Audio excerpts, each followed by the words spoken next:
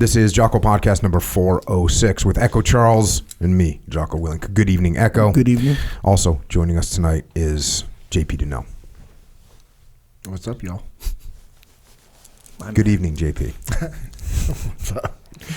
SEAL, point man, lead sniper in Delta Platoon, task unit bruiser, close quarters, and urban combat instructor at Tradet, chief training officer at Echelon Front, and of course, my brother, JP. Thanks for coming down. We are going to talk today about a book. Well, a new book, an expanded edition of a book that I wrote called Leadership, Strategy, and Tactics Field Manual. This is the second edition, the new edition, the expanded edition that's out there. And there was a time, actually, when this book wasn't out yet, but someone at Echelon Front had found the file for the book on our shared drive, like where I was writing it, and had shared it. That's when I knew that the book was going to resonate with people, because the team was reading it and like teaching it and using it and implementing it. So that's Leadership, Strategy, and Tactics Field Manual. It's the reason it's a field manual is it's something that you can just refer back to. Like in the military, you have field manuals, and you get to a operation that you haven't done in a long time or you haven't done in a while, you can just go to a field manual and look up, okay, what am I supposed to do here? Or you're having a problem with a weapon system, you can go to the field manual and figure out what that problem is, and you can get it fixed. And that's kind of the way that I wrote this Leadership, Strategy, and Tactics Field Manual. So there you go. JP, what do you think of this book? I think it's great. It's a great resource and tool. I know I've used this book many times over the years, just working through some problem that I had as just a human. And, it's I mean, that, like you were just saying, the field manual, it's a resource for you to be able to go back to and look up and see what's going on. And there's be times where I'm working through something personally, or somebody would reach out to me and say, hey, I have this going on. And I would use it as a reference to what I think the answer was. And I go back and I'm like, all right, cool. I align with that. And there's other times I go back and be like, man, my perspective was off on this, and I'd have to actually think about it and say, okay, this is what's in the training manual. How was I off based on this, and kind of evaluate it. But it's a great resource and tool, because at the end of the day, leadership is a solution to every problem that we have. That's one of the things that we teach at Echelon Front. It's one of our core values and beliefs is leadership is a skill set, and leadership is the solution. So I look at the training manual as a tool and a resource. It's helped me with my skill sets as a leader, as an instructor, and as a member of the Echelon Front team. But it's also a great resource for not only developing my skill set, but finding the answers, and then broadly being able to expand my horizon in regards to my thoughts on leadership and different scenarios, and understanding like, hey, my perspective is flawed.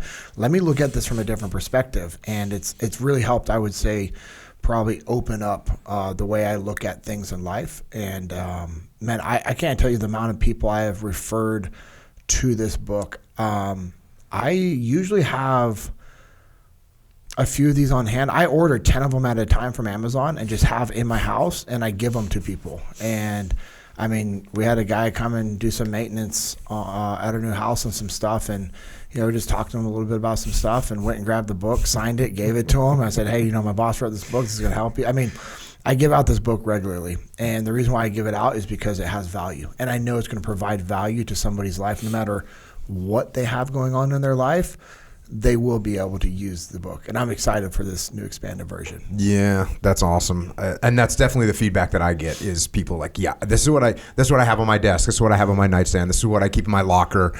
Like, this is the book that people can go, what's going on? Why am I thinking this way right now? What's this problem? What's my boss's problem? What's my subordinate's problem? What's my buddy's problem? What's my wife's problems? What's my husband's problem? Why are they so messed up? And they pull out the book and they're like, oh, hold on a second. Yeah, one of my buddies from church, he was in the Air Force, and now he works for Lockheed Martin, and he just got a promotion. And I was talking to Brian about some stuff, and this was the first thing I said. Hey, I was like, hey, I know you've read Extreme Ownership. I know you know the principles.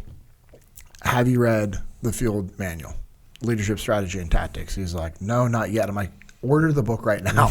And then I saw him I don't know. I think maybe it was like a week later, and I brought him like a copy of it, and he had already ordered it, I think. But I didn't care. Like, hey, cool, 2 is 1, 1 is none. Like, or go give it away. Like, I didn't care if he already had one. And it's just the value. That's the value I see in this book. And everybody that's read the book, they say the same thing. Like, man, that book was incredible. And obviously, the base and foundation of what we do at Echelon Front is out of extreme ownership and dichotomy of leadership, and this just gives different perspectives and ideas and ways to handle those problems. Yeah, and it's very pragmatic. It literally, there's sections of this book that actually tells you what you should say here. Yep. It's like, oh, you're in the scenario.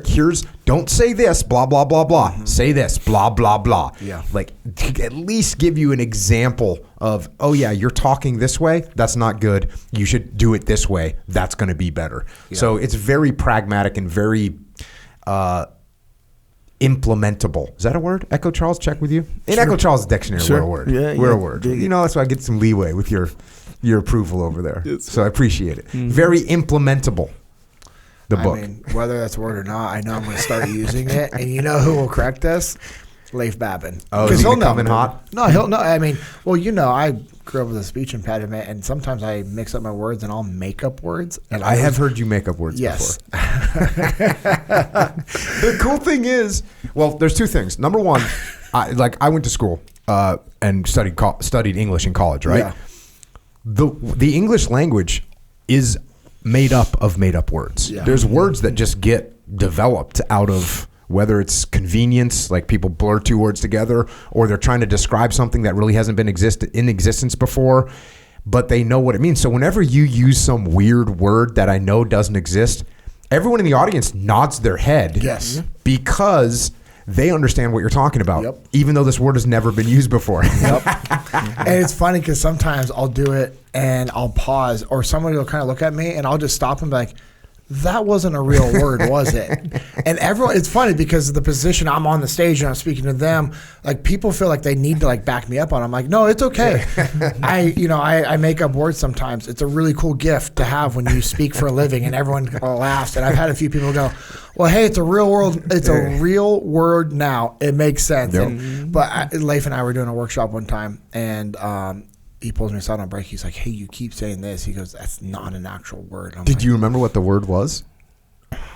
No, I feel like we talked about this on one of the other podcasts. I have like tried to just remove it from. Okay. Man, there's an actual video. I was speaking at an event and I used the word and they had captioning of it and they typed out the word on the captioning. Man, I'll think about it. We have to figure that out. No, it was awesome. But in like good, true leadership form, like Leif, like he just pulled me aside and was like, hey man, he goes, it's not a big deal. Nobody notices. He's like, I'm just giving the feedback so that you can correct it if you want. And I'm like, well, if it's not an actual word, I actually want to correct this. So your word, implementable. Implementable. That kind of sounds like a word, doesn't it? Yeah, it flies. Well, we're going with it. Well, all right. I wanted to jump into this book a little bit. And so there's additional material. I added a bunch of information into this book, and I want to go into some of that right now. Read this excerpt, this is going to give you some background on kind of the way things develop in my head and then kind of go out into the world a little bit. So I'm going to read one of the new sections in the book, Leadership Strategy and Tactics. Here we go. This section is called Developing Leadership Instincts. Shortly after the release of Leadership Strategy and Tactics Field Manual, I was at the Council, an exclusive event where several members of the Instructor staff of Echelon Front, my leadership consulting company, were joined by about 20 successful leaders from around the world who work in a broad spectrum of industries. We do these events 1 or 2 times a year, spending 3 days at a remote site in the mountains discussing leadership issues, challenges, and solutions. Because the group is small, we are able to drill down, get very granular, and spend time on aspects of leadership we may not have previously explored in depth.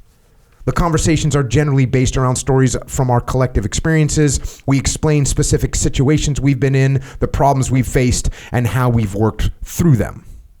On the second day, during our afternoon session, Leif Babin, my co-author on Extreme Ownership and the Dichotomy of Leadership, told a combat story from our time together at SEAL Team 3, where I had made a decision that kept our troops from getting into a potential crisis.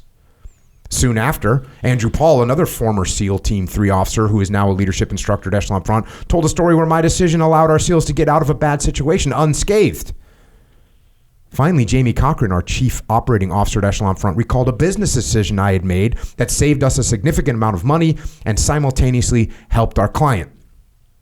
To me, these stories reinforce the fact that everyone on the team knew that decision-making was the crucial function of leadership, and that, just as we teach at Echelon Front, leadership is the most important thing on the battlefield in business and in life. But after this session, two of the attendees pulled me aside. They wanted to talk to me, or more accurately, they wanted to compliment me. They retold the stories they had just heard and emphasized the decisions I had made. They flattered me, noting my decisiveness in each situation and commending the inherent leadership ability they thought I was so clearly born with. I was a bit taken aback at first, but as they continued to commend my leadership acumen, I simply nodded and thanked them for their kind words. My ego could not have been more delighted. And as I walked back to my cabin, my ego smiled with satisfaction and whispered kind words into my brain. You are such an incredible leader. Your leadership skills are unmatched. You truly are a great natural leader. This is what it's like to be born a leader. I almost started to believe it. As my ego, like most egos, is very persuasive, but it didn't last long. I know my ego is a liar. So I pushed back. I knew that I had not always been decisive, and I knew that I had made many bad decisions as a leader. And I knew that I was absolutely not simply born with the ability to make consequential decisions. It was something that I had learned through trial and error. Decision-making was a process I had developed, a mental checklist that over time had become so automatic that I was barely cognizant of it anymore. So I pulled out my notebook and reviewed the exact steps I work through when I need to make a decision. After a few minutes, I'd written down my methodology in a checklist that I run through over and over again as I think through a decision. So the checklist is not a static one-time process, but is actually a loop that I repeat over and over again. An hour later, we reconvened the group, and I explained this thought process I used to make decisions, which is the backbone of how I lead. Making decisions and then steering as subtly as a situation allows those decisions into execution is what leadership consists of. I call this process the extreme ownership leadership loop. While most of the components of this checklist should certainly be familiar from my books and podcasts, assembling them together into a checklist protocol that guides decision-making is something people have found very useful. It forces leaders to continually analyze the decisions they are making, constantly considering if the decision makes sense in a comprehensive way that is in keeping with the principles of extreme ownership. Here are the components of the loop. Time. The laws of combat leadership: cover, move, simple, prioritize, and execute, decentralized command. Ego and humility. Emotions, perspective, mission, tactical and strategic, relationships, and then repeat. These are my primary considerations when making a leadership decision. So, that's a kind of an interesting story. Yeah. That happened. It was actually 2 years ago, I think, at the council. It wasn't this past council, it was the one before. And it was so weird. The other thing that I didn't write about was when these guys were talking to me. You sure it wasn't at the first council? It might have been at the first council. It was at the first one. Okay. Yeah. Well, so it's 3 years ago. 3 years ago. The other thing that when I got back to my cabin and I was kind of like thinking how awesome I was also, as my ego, I started putting my ego in check. I'm also like, hey, wait a second. If all this stuff is just a natural capability, then we can't teach. Then you can't teach it. Yeah. And I know I've taught it. I know we've taught it. Yes. To thousands and thousands of people. It's not like being tall, right? Like I can't help you be tall, Echo. Like you just, you just are what you are, right? You're just gonna have to deal with it. Yes, sir. But it's true, and it's the same thing with leadership. Leadership is not just, you're not just born with it. And that was another component that made me think, hold on, there was another inflection point in my head that I said, hey, this isn't just your ego. Look at this. If this was really what you were born with, you can't teach it. So what good are you, and why have you been able to teach this to so many people? So that's kind of where it came from. That's awesome. Before we get into the loop, we're going to go through the components of the loop. I want to take a minute to talk about these lines in the book. It says, I explained this thought process I use to make decisions, which is the backbone of how I lead. Making decisions and then steering, and it's in parentheses here, it says, as subtly as the situation allows, end parentheses. Those decisions into execution is what leadership consists of. And this is a part, it's in parentheses. And I think a lot of people have this not even in parentheses, that thought's not even there. This idea of leading as subtly as the situation appears. We often use the phrase minimum force required, right? So from a leadership perspective, if you got to be barking orders, that's a problem. It doesn't land right. And what does it mean if you have to bark at everyone, tell everyone what to do? That's just not good. Leading with the as subtly as the situation allows, with the minimum force required, that's what we're doing. That's what we're doing. And I know, so JP, look, are there times when you as a leader have to step up and like, this is what we're doing and you got to make that perfectly clear? Yes, there are. Yeah. But you've seen me in all kinds of situations over the years. For how long? What, since 2015? No, it's been since 2000. Or sorry, 2005? 2004? Yeah. 2005.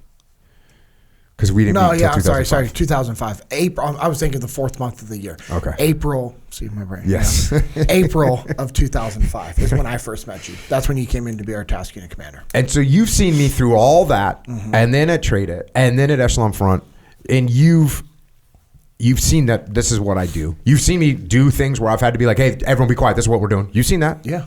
You've also seen looked around and been like, hold on a second, we're actually doing something that I thought of, but this is actually Jocko's idea like 2 months ago, and now we're doing it. And he never said a word about it. You've seen all that stuff. Yeah.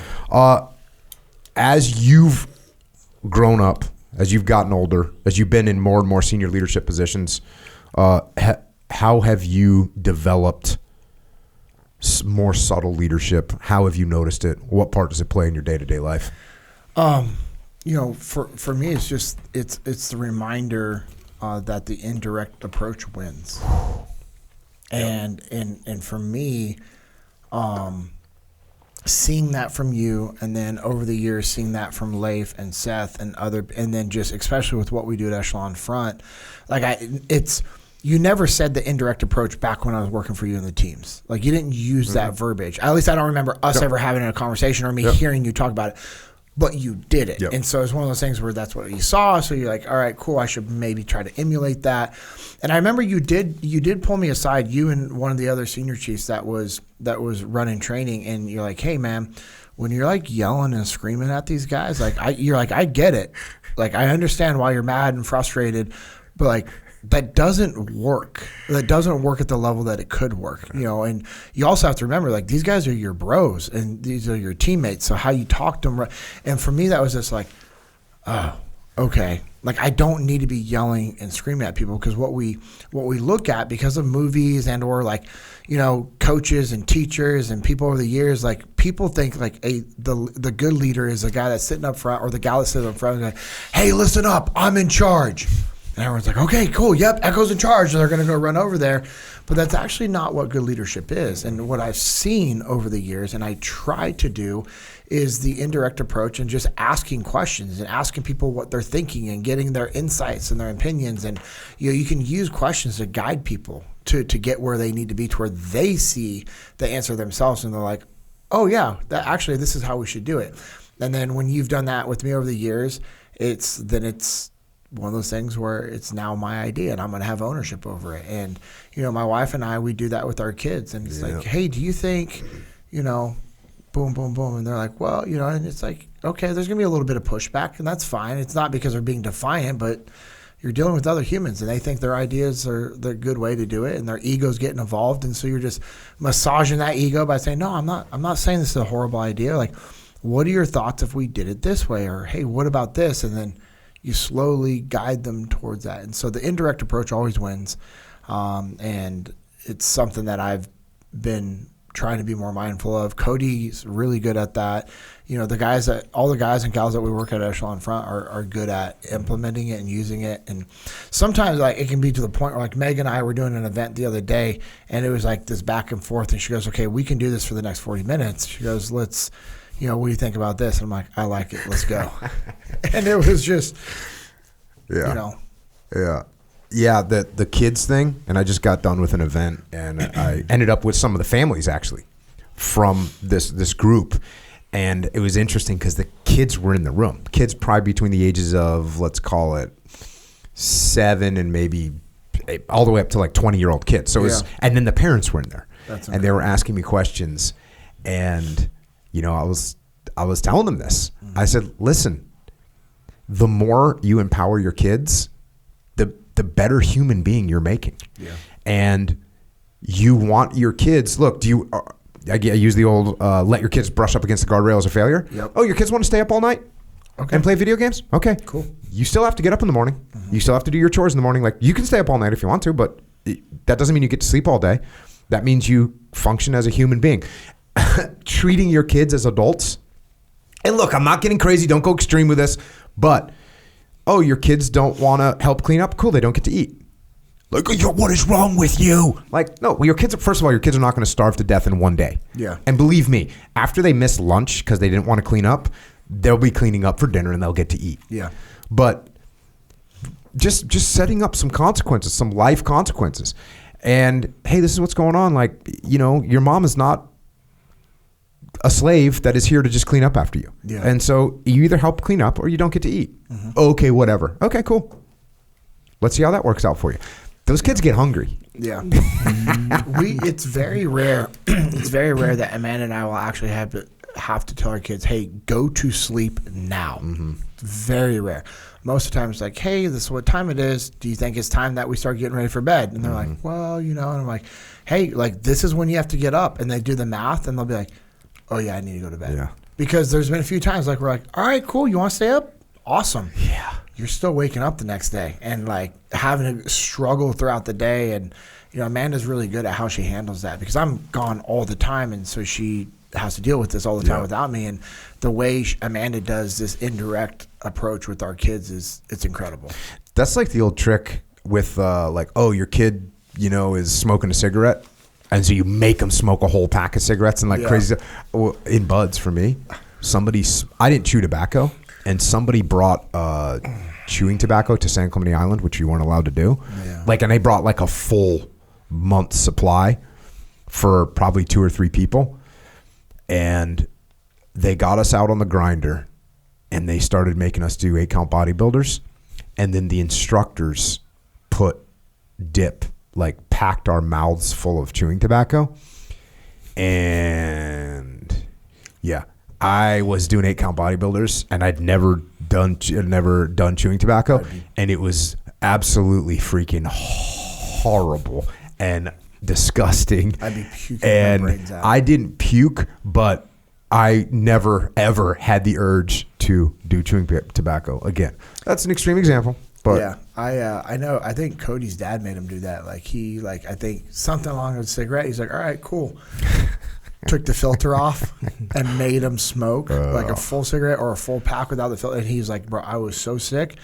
Never again. Yeah. And it's just like, ugh. Yeah, that's the powerful thing about the indirect approach. And the other thing, when you were talking about people being in charge and like, the stereotype is like, oh, they're up in there telling everyone what to do. When someone's a really good leader, they don't even say, they never have to say that they're in a leadership position. Because everybody knows. Everybody just knows. They're not like, hey, listen up, I'm in charge here. Or, hey, as the CEO, you know, like when you hear people say that, you're like, uh-oh, this is a problem. Like there's problems. Yeah. There's problems going on. And if you feel yourself wanting to say that or you catch yourself saying, just know that you failed. And the best thing that you can do is immediately apologize. Say, hey, you know what, guys, I'm sorry. I should never have to use my position like for that. Yeah, and then why are you having to do that? Because you're insecure. Yeah, you're insecure, but there's also something wrong with your idea. Yes, if 100%. I'm like, listen, JP, I'm the OIC, I'm the officer in charge, this is the plan we're going to use. If I have to do that, what's wrong with my plan? Because it's not like JP wants to use a plan that sucks. It's not like you're like, no, I want us to get in contact with the enemy and get killed. No, you're not thinking that. So if I'm saying, no, this is the way we're going to do it, and the only way for me to flex that on you is to use my rank, there's something wrong with my idea. Yeah. So, or there's something, or like you said, there's nothing wrong with my ego. Yeah. Well, I believe those literally feed into each other, because if I know there's something wrong with my idea, but I still want to run it, I'm insecure about my idea getting exposed. Because if we start talking about my idea and thinking about it, and you start asking questions and expose my bad plan, it's just easier for me to impose my authority, so we just go execute it.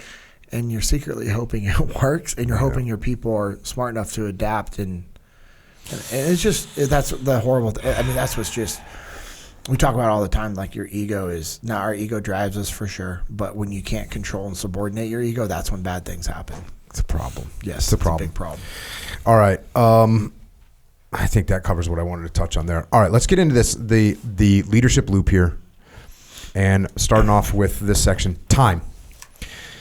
Time is the first thing I consider when making a decision, because it is the one thing I have almost no control over. There is no getting back time once it is lost. Time is also the key driver of the need for many decisions, whether or not to act and how. Time makes some situations get worse. Time makes other situations get better. This makes time a double-edged sword. Sometimes it helps me, but sometimes it hurts me. So I need to consider what impact time will have on my decision and its outcome. Some people have an objectively good sense of time, and I'm lucky to be one of those people. I constantly hear the clock ticking, and I profoundly understand the incessant nature of time. I know that things tend to take longer than it seems they will. I know that wasted time cannot be recovered. I know that time creates pressure, and I know what can happen when pressure builds unchecked, an explosion. So I am and always have been acutely aware of time. Contrarily, some people do not have an accurate assessment of time. They don't feel the clock ticking. They are often late to meetings, late to events, late to complete tasks and projects. They repeatedly misjudge how long things will take, estimating something will take 10 minutes when it will take an hour, or that it will take 1 month when it will take 3. They end up in scenarios where the clock applies the kind of pressure that causes things to break. These leaders seldom succeed without having people on their team who do understand the impact of time. Left on their own, they will lose the battle with time over and over again. I go on to talk about, this is something that I learned, right? Like, I hate the feeling of fighting against time because you can't stop it. Yeah. And the only way to not have that feeling, because there's nothing you can do about it. There's nothing you can do about it. The only way you can overcome that is to be ahead of it. Mm-hmm. That's why when it comes to decision making, time is always the first thing that I think about. Like, do I need to make this decision now? How much time do we have? That's the first thing I think about, because once it goes, it's gone. Yeah. That idea of the power curve, I talked about it with Dave Burke. Good deal, Dave. Yeah, good deal, Dave Burke. It's a thing from flying, right? And it's like at a certain speed, you have to be going a certain speed with an aircraft in order for that thing to fly, and not fall out of the sky. And your engine can also hold you up, like by applying power so that you're moving forward enough. But at a certain point, you're not going fast enough. There's not enough movement over the wings. And they call that the power curve. And if you get behind the power curve, you can't recover. You crash. So you can't get behind the power curve. And I first heard that, I didn't know that it came from aviation, but in the SEAL teams when I was young, they used that expression a lot. Like, oh, you're behind the power curve. And once you get behind the power curve, bro, it's like you can't catch up. Yeah. It's like when you're doing jiu-jitsu and you get behind like someone's initiating offense on you and you're trying to, and you just, all of a sudden, you're just behind and you can't catch up. You're going down. I feel triggered right now. I feel like you're exposing my jiu-jitsu game. Triggered. And some people might take a little bit of issue with me saying you can't control time, because of course I can say like, well, I get up early and I'm going to get this done ahead of time, and you can, but you're still not controlling time. That clock is still freaking ticking. You can't, and there's nothing you can do to stop it. Like you said, the only thing you can do is try to get ahead of it. The only thing you can truly do with time is make the most of it. Yep. Is just understand, hey, this is what I have. I'm going to make the most of it. And if that's, just understanding what the priorities are in your life, like that's what you can do with time, but you actually can't control it. And people that get offended by that are the ones that understand that they've been wasting time and that they're not willing to be disciplined enough to make the most of that time. Those are the only people that are going to get offended by saying, oh, you can't control time. Well, I'm sorry, but that's factual. Yeah. So, yeah. Wasted time is like a sin. It really is. It actually is. Yeah. It's in Proverbs. I don't know the exact chapter and verse, but it's in the Bible. Like wasting time. He says, "You lazy bones." He talks about how ants prepare, even though it's going to drive me crazy. But yes, it is a biblical principle. So it is a sin. Yes, to waste time. Because think about it. This is a gift that God's given For sure. you. Like God's saying, hey, I'm giving you this time. I'm giving you this opportunity. Go. And you're just like, I don't know. I'm just going to, it's ridiculous. That's why one of our mindsets for victory is default aggressive, because our natural tendency is delayed action. Our natural tendency is delayed action. However, if we're being default aggressive, making the most of the time that we have with us, that's what we need to be doing. Yeah, we were on the Academy call the other day, and the topic on the Academy call was how to stay focused at work. And we got on this tangent where people were asking questions like, well, it was kind of funny because it's on a call with a bunch of people that believe in the principles of extreme ownership. Yeah. And everyone kind of started saying well, the thing is with the phones these days, and it's the email chimes, and they got so many, and there was a collective blame on the phone. Zero ownership. Zero ownership. And I was, and this one guy was like, we put apps on, and I said, finally I was like, hey everybody, we're all sitting here saying that the phone is the problem.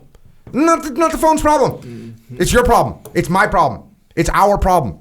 And that phone is going to keep doing what that phone does. Yep. And if you keep listening to that phone and you keep looking at that phone, guess what's going to happen? All your time is going to be wasted. That's what's going down. So don't waste any time. That's what I got. I also quoted BC. Yeah. Yep.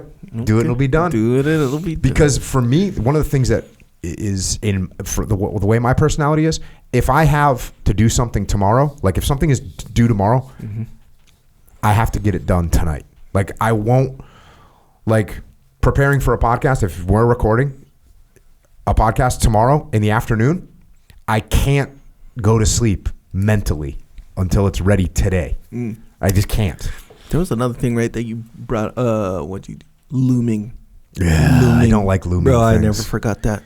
And it's true. It's just another version of do it and it'll be done. It's kind of like they're, kind of related, in that way. But that goes deep. Do it and it'll be done. It goes deep. Because the feeling I always got was be like, when it really landed, be like, oh yeah, it is done. When you already did it, Yep. I'm so glad I did that. Big one daily is like working out, right? Working out in the morning, which I try to do. I try to work out before lunch. I don't do the 4:30. Sometimes I do. But anytime it's early, bro, the feeling later, like after we record, after we do the stuff you do during the day, and you're like, holy, I already did my workout. I don't have to work out right now. The best reward, bro. Such a good reward. Do it and it'll be done. And that's, huge, massive payoff. BC all day. BC all day, coming in hot. All right. There's in Ephesians 5:15.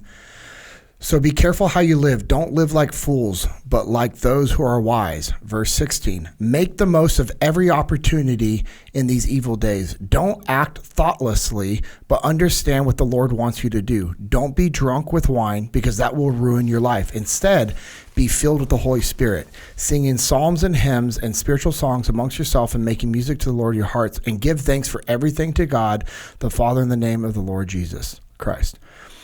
And then it just talks about more like spirit-guided relationships with wives and husbands. But in Ephesians, it talks about it. But I know they're in Proverbs. It does talk about. Well, yeah, I mean, I got Ephesians right here. Don't waste your time on useless work, mere busy work, the barren pursuits of darkness. Yep. Expose these things for the sham they are. It's a scandal when people waste their lives on things they must do in the darkness where no one else will see. That was Ephesians 5:11. Ephesians 5:11. All right. So we're gonna have to take this from the top, and you're gonna have to read. Yeah, read 5:11 through 16. Okay. All right. So I'm gonna go. Cool. You good?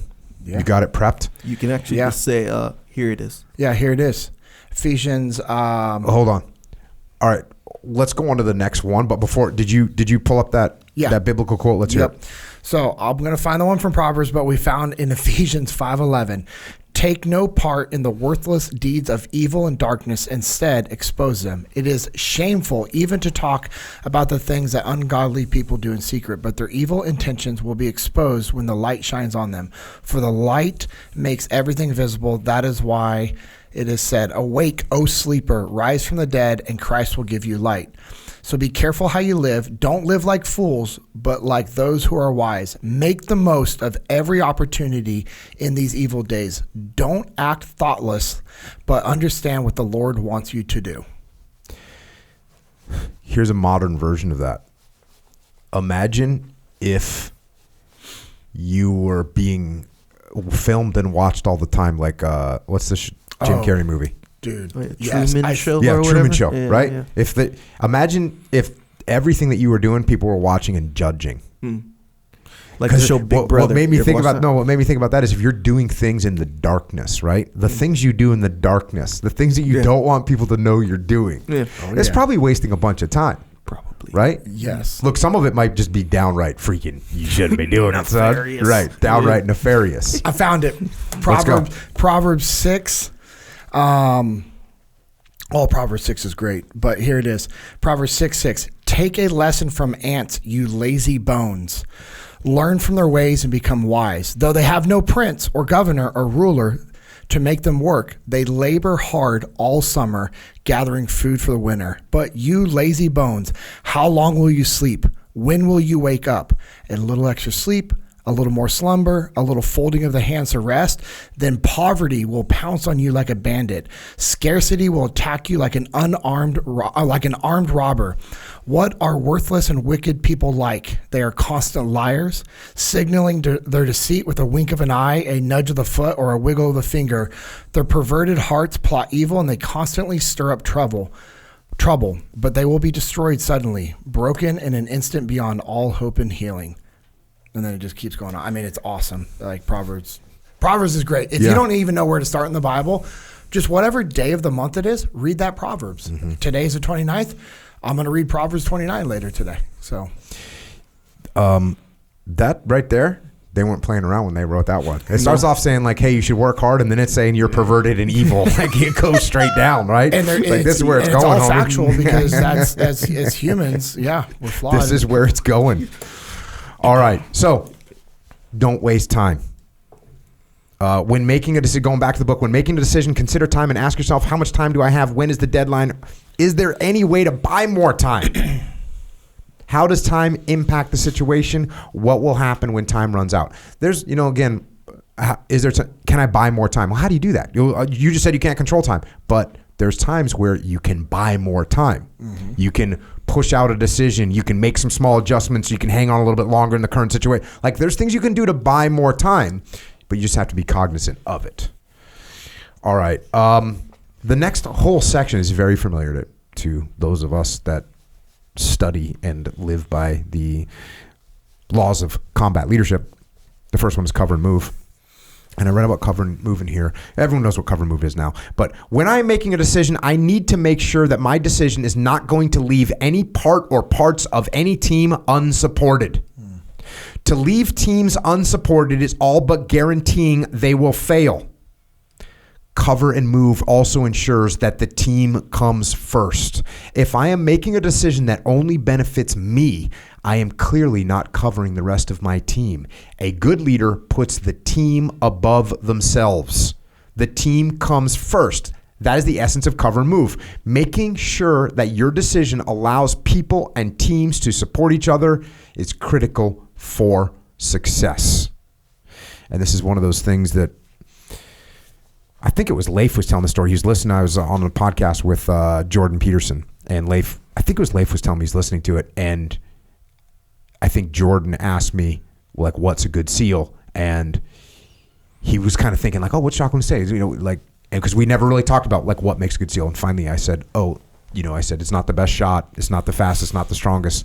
What makes someone a good SEAL is when they put the team above themselves. Yep. When they don't leave you hanging.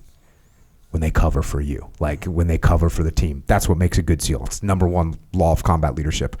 And this is something that, man, when I recognize this, and this is thanks to, well, I mean, I guess Roger Hayden, Vietnam SEAL, who was like, he didn't make some big deal out of it. Like, I was doing something and he's like, we weren't covering and moving. I wasn't covering for somebody. He's like, you got to cover for that guy. And I was kind of like, and for some reason it just hit me that, oh, that's what you're doing. That's what this whole thing, that's what everything we do is. Like all of our immediate action drills, moving down the hallway and CQ, everything that we're doing, entering a room, everything is based on you got to cover for your friend. That's what it's all based on. Mm-hmm. When you're going through basic SEAL training, you have a swim buddy. You never leave them. No matter what happens, you support them. You cover for them. So when I'm making a decision, and then it carries out into squads and platoons and teams, and that's the way the world works. Mm-hmm. And then even when we're working with the Army or working with the Marine Corps, it's like, oh, are we doing everything we can to make sure we don't leave them hanging? Yeah. I mean, there's operations that we did where it was like, you know what, we got to do this because the Army needs, the Marine Corps needs us out there. Are we going to tell the Marine Corps like, hey, sorry, you guys can cover your own? No, we're not doing that. Zero chance. So it's a very important thing to consider when you're making a decision. And there's so many decisions that you can go, oh yeah, I'm going to leave JP hanging. Can't do it. Think about that. Oh, I'm going to leave JP hanging on this situation. Yep, I can't do that. It's not a good decision. Oh, I'm going to provide support to this part of the company, but not that part. Oh, no, that's not good. We can't do that. Yeah. So thinking about this is, that's why it's high up in the pecking order. Yeah. And I think as humans, we need to be very intentional with implementing this into who we are. You know, as you're saying this, like one of the guys that helps us out at Echelon Front regularly, Josh Strasburger, he helps out with all the musters. He's there at every muster helping out. He helps out at every FTX.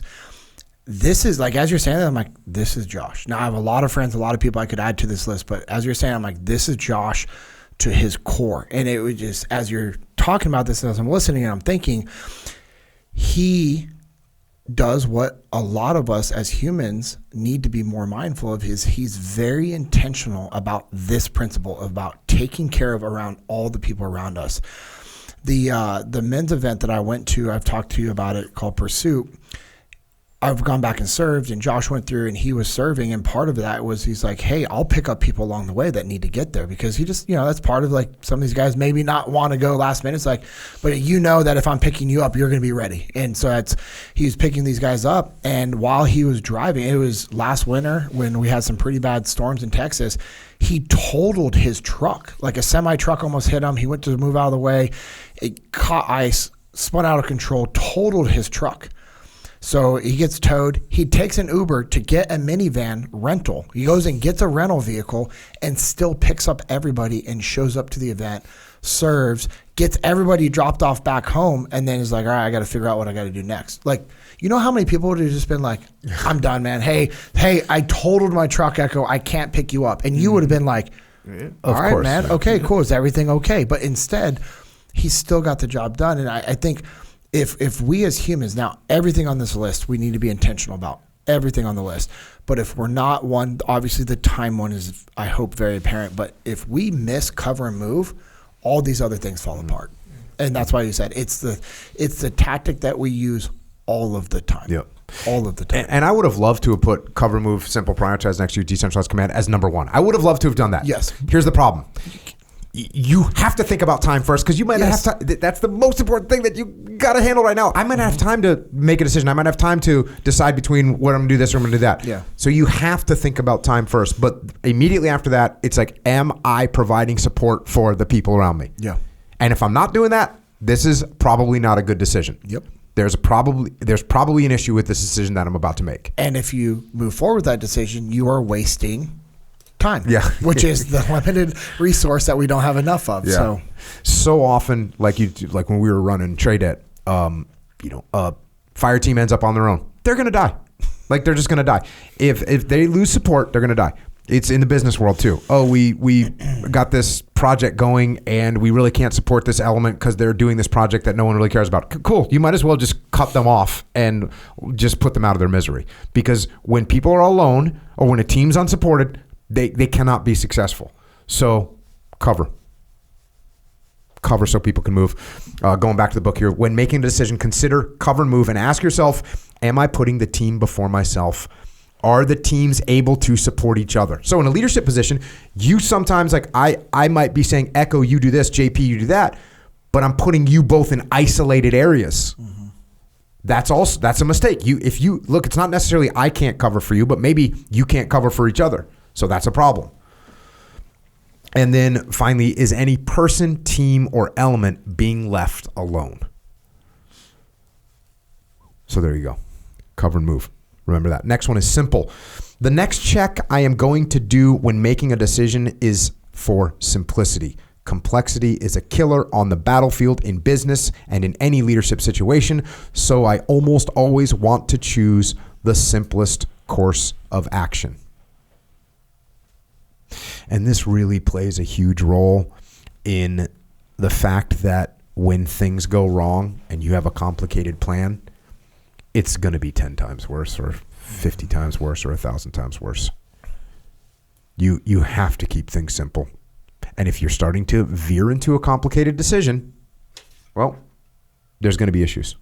Yeah. I break it down in the book here. When making a decision, consider the complexity of the situation and ask yourself, and again, I'm fast forwarding, I forgot to say this, I'm fast forwarding through a bunch of other information here about these topics, but how can I simplify this plan? Is there a simpler solution? Imagine that. You're about to make a decision. You just ask yourself, hold on a second. Is there a simpler solution? I can just about guarantee you the simpler solution is better. I can just about guarantee you. You're looking at 3 different options. Which one is the simplest option? Next one. If this is a complex problem, how can I break it into simple components? Because there are things in the world that are complex. We work with companies that do some incredibly complex things. Sometimes you got to take complex things and break them into simple components. Next one, am I conveying the plan in a simple, clear, concise manner? And how can I make sure my team understands? So there you go, simple. Yep. Next one, prioritize and execute. Third law of combat leadership. Fast forward a little bit here. Trying to solve all problems at once leads to a lack of focus, resources being spread too thin, and too many things happening at the same time. I do not allow that to happen. I prioritize and then execute according to those priorities. There you go. Pretty straightforward. This is an easy one to lose your mind on because we're distracted. You know, we talked about your phone distracts you, right? But guess what else distracts you? 9 different problems that you got going on. Yeah. And they're all pulling at you. And if you try and solve them all, it's not going to work. So get your focus together, prioritize and execute. When deciding how to solve a series of problems, consider them all and ask yourself, what is the highest priority problem I have? Is solving that problem going to have the biggest impact in bringing the team success? You ever seen somebody get sidetracked on a problem that it's a complicated problem? Yeah. But it's really not going to have a huge impact. Yep. It's like a breacher at a door, and it's a really crazy door to get through, and it's going to take 15 minutes. And meanwhile, you could have taken 2 steps to the left and gone through a window in 3 seconds. Yeah. That happens in life, bro. Like, I'm one of those people that will watch for a little bit as people are trying to solve some big crazy problem and then be like, hey, why don't we just not do that? You know what I mean? Hey, let's just go around that. Yeah. Let's just not engage with that client, or let's not produce that thing. You know how many times we've been going to make something and, oh my God, it's this big giant freaking problem. It's going to take so many resources and so much effort and so much time. And it's like, hey, let's not make that thing, which by the way was going to have a tiny amount of revenue, which very niche group of people actually want and need that thing. So why are we putting all this time and effort into something that doesn't really matter? So just because something is a big problem doesn't mean it's an important problem. Yeah. So that's why I put that in there. Is solving that problem going to have the biggest impact in bringing the team success? It's a good question to ask. And then, is my decision going to focus the team's resources to get the problem solved? So think about that from a leadership perspective. When you make a decision on something, is that decision going to focus the team? Or is it going to scatterbrain them? Is it going to send them in a bunch of different directions? It should be focusing them. Now, I also made a note here other methods. Because we always talk about, and the primary methodology of prioritize and execute is to take the biggest problem and get that problem solved. You have to tie to that, is it going to have the biggest impact on the situation? Because like I just said, the biggest problem isn't necessarily going to have the biggest impact. But there are times where solving some of the little problems and just getting them off the plate, right? Let's get that thing out of the way. There's times where that's a beneficial methodology. Sometimes I do that, depending on what the scenario is. But I'll look at all the issues and be like, hold on a second. We could get this thing done in 15 minutes. Let's just get that thing done. Let's get it off the plate. And then we'll have this other thing that's going to take 9 minutes. Let's get that thing done. And then we'll be able to focus 100% on this big thing that's going to take 3 hours. Yeah. There's a guy I know. He is a billionaire with the B, right? Legit billionaire. And one of his rules is if I can get it done in between less than 3 to 5 minutes, I do it right now. It's just boom, execute, get it done. And it gives him the freedom to think strategically for the bigger problems that he knows he's going to have to attack throughout the day. And then, so that just reminded me of that. And I try to remind myself of that as like, hey, if it can take, if this is going to be 3 to 5 minutes, like, let's just go get it done. The cool thing with, the next law of combat that you're getting ready to talk about, decentralized command, is, hey, can my team be doing some of these things? Can I delegate these smaller tasks that I know my team is more than capable of getting done?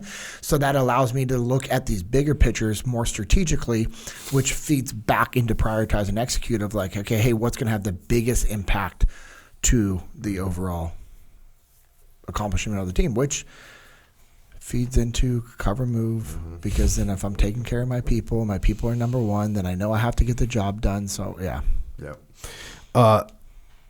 Here's something else when it comes to priorities. This is like on a daily basis kind of scenario. Thinking about doing the long-term strategic things first. And this is a very difficult thing to do, because the easier thing to do, and what seems like the biggest thing to focus on, is what's due right now, what I got to do right now. So let me give you an example. I'm writing a book and I'm getting ready for a podcast, right? So I have to write a certain amount a day. I got to write an hour a day, right? Got to write 1,000 words a day. Cool. Takes me about an hour. And I've got a podcast that I'm going to do with Echo Charles tomorrow. And I got to get a book, finish reading a book and taking the notes on the book. Okay, cool. And then do the like actual prep. That's going to take me 4 hours, 5 hours, something like that. But the podcast is due tomorrow. Yeah. So that's the bigger priority, right? Clearly. What do I do first? What do you think I do first, Echo Charles? Podcast. Nope. You're doing that book. You're writing. I'm doing that book. And here's why. The freaking podcast is going to be done. No matter what. It's going to be done. I'm not going to like, have I ever rolled in here, Echo, and been like, hey, bro, I'm not quite ready? No. Like, that's not happening. It's going to get done. You're putting yourself against the wall, knowing that you will perform based off of your capabilities. Yep. Got it. I know that I can also, like, the podcast is the priority for today. So then guess what? Now, instead of taking 4 or 5 hours to prep that podcast, I'm like, maybe I'm going to check some emails in there. Right. Maybe I'm looking at like, I'd like to do some little exploration about the freaking whatever. And I start doing some weird tangential thing. And all of a sudden it takes 7 hours. And then I get done, I can just, the book's not due for another few months, so I don't have to worry about that. I'll work extra later. Oh, yeah. You freaking liar. No, you're not. Discipline is rooted in the truth that we tell ourselves. You're a freaking liar. Because now it's like 10 o'clock at night and you're like, okay, you said you're going to do this. No. Well, actually, I need sleep too, and I got to get up in the morning. I got to have tomorrow's leg day. Like, you're just running excuses. So what do? I do the freaking long-term thing first. I do the strategic thing first. It's kind of like when people talk about saving money, right? They're like, they make their budget. The first thing you're supposed to do is what they call pay yourself, but it's really pay your future. Like, it's put the money in savings first, right? You don't say like, hey, I'm going to buy that new freaking surfboard that I wanted. I'm going to take my wife out for dinner. I'm going to make sure that whatever, blah, blah, blah, this other crap. And then whatever's left over, I'm going to put in savings. And if I don't quite have enough, I'll just double it next month, which is a lie. Yeah. No, so you don't do that. You put the long-term stuff first and you get it done. That's how you roll. So Just some of the other methodologies that you can use with prioritize and execute. The thing is that you have to prioritize and execute. You have to look at what's actually happening, and to use your word of the day, intentional. You've got to be intentional about what you are going to focus on, and focusing on things in the proper order that actually makes sense is what you need to do. So there you go. I just smiled when you said it takes you about an hour to write up 1,000 words, because I just started doing that the other day, and I was like talking about that, and it's funny, it took me right at an hour for 1,000 words as well. Yep. And you know what? I'm writing right now, and I wrote 1,000 words the other day, and my estimation is 750 of them were junk. They were just like, I don't even know. It was like I lost my train of thought, and I was just being stupid, and I was tired, and I was playing and whatever. And it was like, and I was like, this, and in my mind, I was like, oh, you know what? You're not even, this isn't even worth it right now. That's what my my little lying loser self was like, dude, this isn't even worth it right now. I was like, oh, check. Liar. Weak. And then I just wrote. And that's awesome. 250 words were good. 250 words that didn't exist before now exist. That's good. Because I gutted through it. Well, I hope 250 of mine are good too, because it was for my podcast, not just to write for. I'm not writing a book. I know someone heard that, like, hey, no. But then as I was talking to you the other day, like, write the damn book. I'm like, dang it. Yep. I don't like it when he says that to me. Anyways, I just thought it was funny, is like the timing and just going back to, like you said, my word of the day is like, all right, I had to be intentional. When I was writing, like, I had to be very intentional when I was typing up and thinking about these things. Putting your long-term goals at the top of your priority. This is the same thing when we talk about strategic thinking. You got to think strategic all the time. Yep, you absolutely do. You have to think strategic all the time. You have to execute on your long-term goals. If you're always executing on the short-term stuff that's due today or due tomorrow, that stuff is not get you where you want to go. So think strategic, act strategic, prioritize the strategic things in your life. Prioritize your decisions properly. When you're making a decision, look at your priorities. Right? So even when I'm deciding, should I prep podcasts or should I write? I have to think through that decision. What is the priority? Oh, sure. The immediate priority is I got the podcast due tomorrow.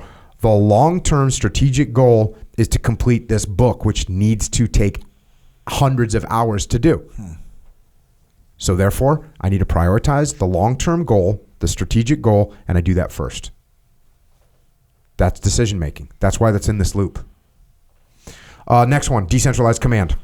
To the book. My goal when making a decision, whenever possible, is whenever possible to delegate the action of solving the problem to one of my subordinate leaders. I know if I take direct charge of implementing the solution, I become directly engaged, and when I am directly engaged, I am likely too close to the problem and might have a hard time seeing the bigger picture. So when I'm making a decision, part of my decision making is can someone else on my team do this? Like, oh, we got to take down another building. We hadn't planned it. Oh, okay. Sure, I can go take down that building. I can be like, hey, squad, come with me. Or I can be like, JP, go take down the building. You're like, cool, got it. The minute I go and start trying to take down that building, guess what I'm doing? I'm taking down a building. Now who's looking up and out? Now who's tracking the aircraft? Now who's tracking the other friendly forces? So the minute that you get focused on actually executing something yourself, you've pulled yourself down out of seeing the big picture. So as I'm making a decision, I'm like, okay, can I decentralize this? Can I delegate this? JP, you've had some issues freaking getting out of the weeds. I remember like you're running the entire FTX program at Echelon Front, and you're like setting up the battery charges for the weapons in your room. And I was like, and you're like, oh. Yeah. Yeah, I like to work. I like to do the work, and that's a good thing. That's a good characteristic to have. You know, I learned to work really hard for my parents, but I also realize that when I'm in a leadership position, if I'm doing all the work, I'm not able to lead, and I have a hard time with that. It's funny that you just brought that up, because I was literally sitting here thinking as you're talking about like an indicator. You know, so as leaders, we also need to be detached and thinking and assessing ourselves. We have to be doing honest self-assessments of ourselves. And yesterday, an indicator to me was, I was texting with Justin, who works for us full-time at Echelon Front. He's, acting as an executive assistant for me, but also running all the logistics and the operations for the field training exercises that we run and supporting Cody and all that stuff. And him and I were just texting about just some upcoming FTXs and stuff that was going on. And he was like, man, I feel bad. He's like, let me read through the text message where I screwed this up and I didn't communicate this to you. And I said, no. Like, you don't have to, like, I was literally talking with one of the other guys randomly about some stuff, and then they made a comment, and we just were talking, and him and I were bringing it up. And so for me, Justin's reaction to that told me that I'm still a little too hands-on with the guys in regards to the program, or they still feel like they have to feed me all this information. And I just reiterated back to him, like, hey man, dude, I trust you 100%. I trust Cody and Danny and you guys 100%. You guys run great training. This was just more of a casual conversation. And for me, I was like, okay, cool. Like, if that was their reaction, that they should have run it through me, then I've actually caused a problem that I need to fix, of just resetting expectations and letting these guys know, like, hey, dude, like, these are, oh, by the way, and that's why I told them, I'm like, hey, this isn't something you got to run past me. This is more of a, hey, oh, by the way conversation. You're just letting me know, because as a leader at Echelon Front, I need to have information as to what's going on so that I can communicate to you and Leif and have understanding for strategic reasons. But I don't need to be in the weeds in regards to all the decisions and the gear. And yeah, for a long time, I was super hands-on with all the gear and literally charging all the taggers and doing all the battle maps and flying the drone and doing all those things, literally every single thing. And until I had Cody. And we hired Cody Gandy full time, and he started taking stuff off my plate. And Cody's a great example of a good leader who leads up the chain of command, because he knew I was hands-on, not because I didn't trust him, not because I didn't think anybody else could get it done like I did. It's just because I felt like I needed to be doing that work. And he was like, hey, boom. And he would constantly just take things off my plate. And Cody did a really good job at leading up the chain of command of just saying, hey, JP, I got this. Like, hey, I need you to be focused on getting us more clients. Hey, go and sit and talk with the client. We'll do all this setup and prep. Like, we don't need you doing any of this stuff. The most important thing that you can be doing is building the relationship with the client so that they want follow-on work, or we can get some workshops or some LDAPs from these FTXs to further grow and expand Echelon Front. And so as Cody and Danny and Justin and the guys have been doing that, they have a rule. There's like this internal rule in the FTX team that I'm not allowed to do anything when I show up to training. I'm not, like, it's like they're little, like, they've got this, like, hey, JP's not allowed to do anything, because they know that if I'm able to sit and talk with a client and build a relationship and just listen to what they have to say and kind of have a better understanding of the issues that client is dealing with, then we can modify and tweak our scenarios to deliver greater impact to them to further solve their problems, which at the end of the day, that's what we want. We want to provide value to our clients. I can't do that if I'm tweaking the gear and unloading the gear, or putting ice in the coolers, or, picking up trash, or taking a trash out because it's overflowing, Yep. And so the culture that we have in the FTX program is incredible. And, like we just got done with a week long, it was a full week. We did 3 of them. It was 1-day field training exercises that we provide at Echelon Front. So we have the 2-day individuals, and now we have a 1-day individual option. And it was awesome because, a different price point, a little bit cheaper than the 2-day. And also it's just a commitment of 1 full day with travel. More people could do it. Yep. And, it was awesome to see the impact that Cody and his program has created these guys. And I didn't do anything. I think one time I took the trash out just because I was like, come on, man. Like, I'm going to go, and even then, like, I hear footsteps and I had guys sprinting after me to grab the trash. And it was a good reminder that, the culture that Cody has developed with that program is awesome. But for me, it's like, hey, strategic. And, I struggle with that because I was never in that high position. I was never in a high leadership position in the military. I was when we deployed to Ramadi, I was an E5. I was one of our youngest guys and one of the most junior ranking guys. And then when I was at Trade, I was still an E5. And then I made E6, and I was an E6, petty officer, first class petty officer. So I was never in that chief, senior chief, master chief role. I was never in an officer role. So I never experienced that high leadership position. So for me to fully detach and delegate was very hard for me. And it's still a struggle that I have, because my whole life it's been do the work, do the work, do the work, do the work. And I've always been fine with that. I like that. Like, hey, you're my boss. Hey, just tell me what you want me to do, and I'll go do it. And I would take pride, and I still take pride in thinking. I'm not saying I do this, but thinking that I'm going to work harder than everybody else. And I'm fine with like, hey, you need me to get this gear to an FTX, cool. I'll drive 18 hours straight to make sure we're there. And then all the gear's set up. I had to do that one time, You remember that first one, the first big one. And so while the characteristic and trait that my father and my mother have instilled into me and my brother and my sister, that's a great thing. There also needs to be a balance, because if I'm always just doing the work, then I'm failing my people because I'm not leading them. And if I'm not leading my team, I'm actually failing you and Leif. And when I really think about that, that bothers me, because I don't ever want to be viewed as like, hey, JP, like, you're not actually leading your people, therefore you're failing Echelon front. Yeah, my wake up call came when I was just become an officer, and I went from SEAL Team 1 to SEAL Team 2. And I'm at SEAL Team 2, and I'm now an assistant platoon commander, which makes me the number 2 guy in the platoon. Let's go. And I was still like 100% like an E5 in my head, especially when it came to working. Like, hey, sled dog. Yeah, like we're going to make shit happen. And we were building a pallet. And as we were building this pallet, I was also like, kind of had the pride of ownership. When it comes to building a pallet, you want that thing to be squared away, and you kind of know what should go where. And I built 1 million pallets in my life, and blah, blah, blah. And so now my platoon at Team 2, we're building a pallet. And I start with hey, get that box over here. Like, no, push that one. Hey, put the engines.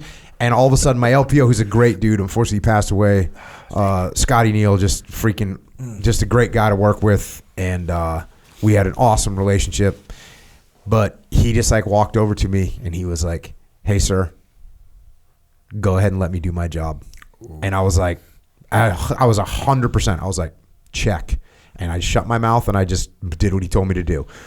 And that was such a great wake-up call for me, because that was, I realized 100%. Thankfully, I had enough self-awareness to be like, oh, 100%, he's right. I should not be doing this. I should be working. It's cool. You get your hands dirty. You do hard manual labor, all day long, but that's not my job. And if I'm doing this, if I'm down here, not only I'm just interfering with, undermining him. He's the LPO. Dude, he's running shit. He's supposed to be. Yeah. And now I'm down here freaking gonna start trying to hone in on things that he's supposed to be responsible for. That's bad. So you hurt the people below you.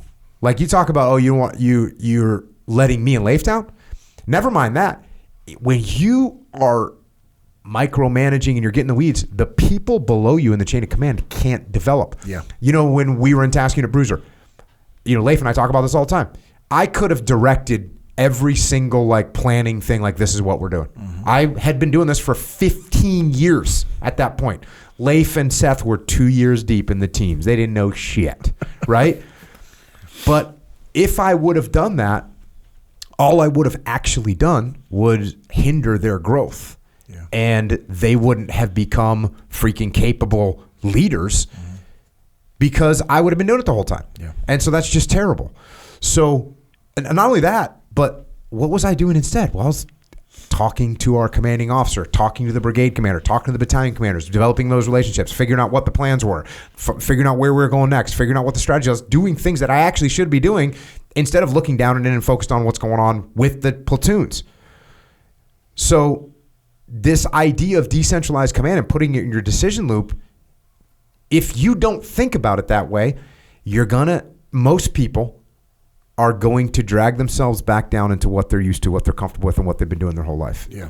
And that's another part of it, is even if you're not a hard worker, even if you're a lazy bones, we people have tendency to do what we know. We like, well, I know how to build a pallet. Like I'm comfortable with that. You're like, hey, I know how to freaking charge the batteries on. I know how to drive 18 hours to get this done. You know how to do that. It's very comfortable. Like you're actually awesome at that.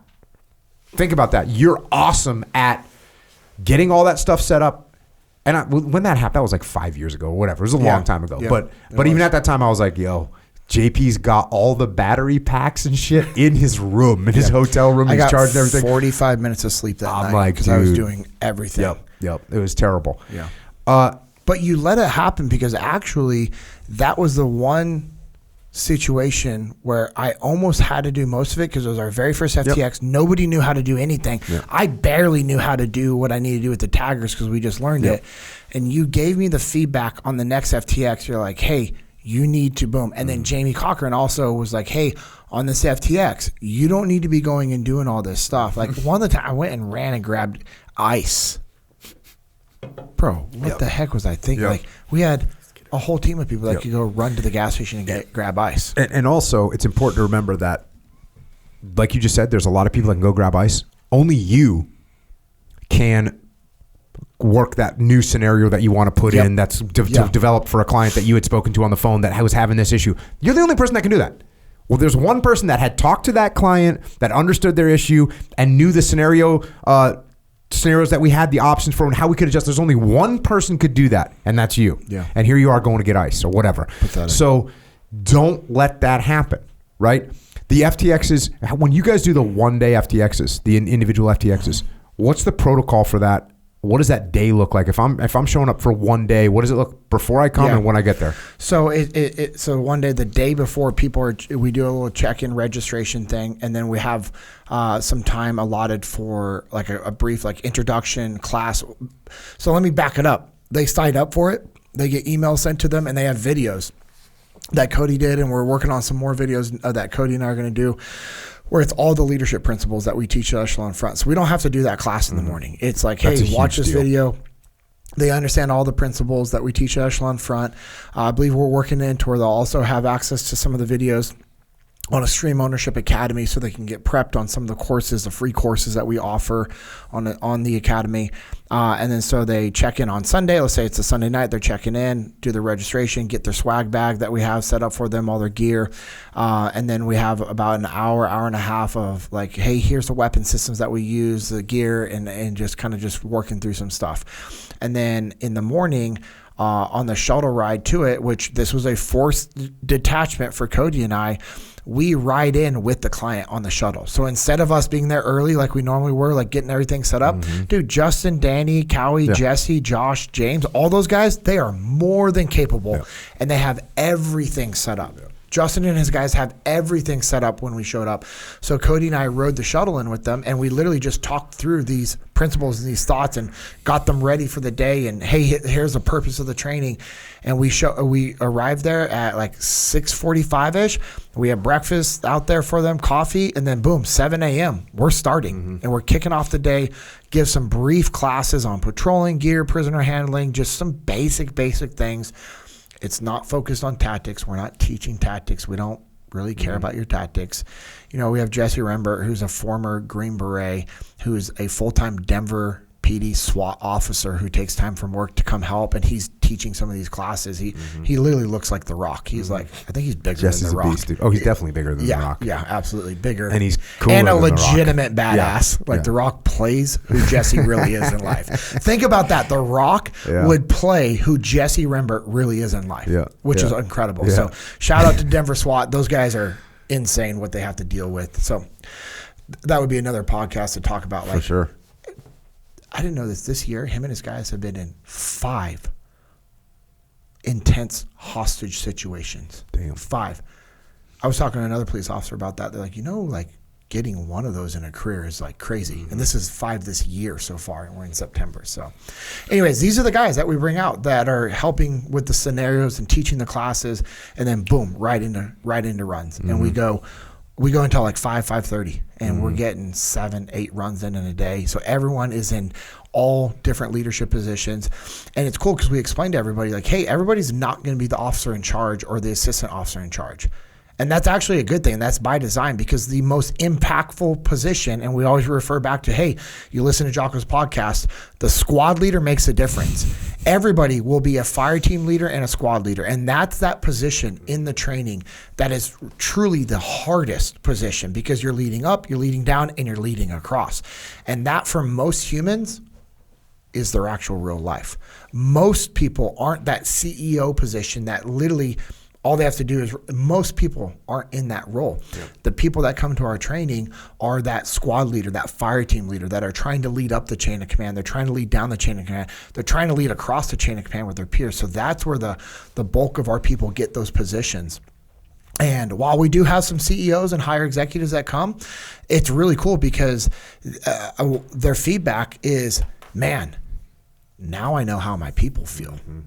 Now I know how my people feel. And they go back and they're like, man, I've been failing my people. I need to actually drive more ownership. I need to be more intentional with my communication. And it's a really cool day of training. It's the hands-on application of all the leadership principles that we teach here at Echelon Front. And so, yeah, I mean, we have an opportunity. We have the muster coming up in January, and for muster attendees only, they're going to have the ability to attend a full day FTX on the back end. I know we'll work out those details later, we're working on some details right now. We'll have that schedule for next year coming out as well. But it's a great day of training.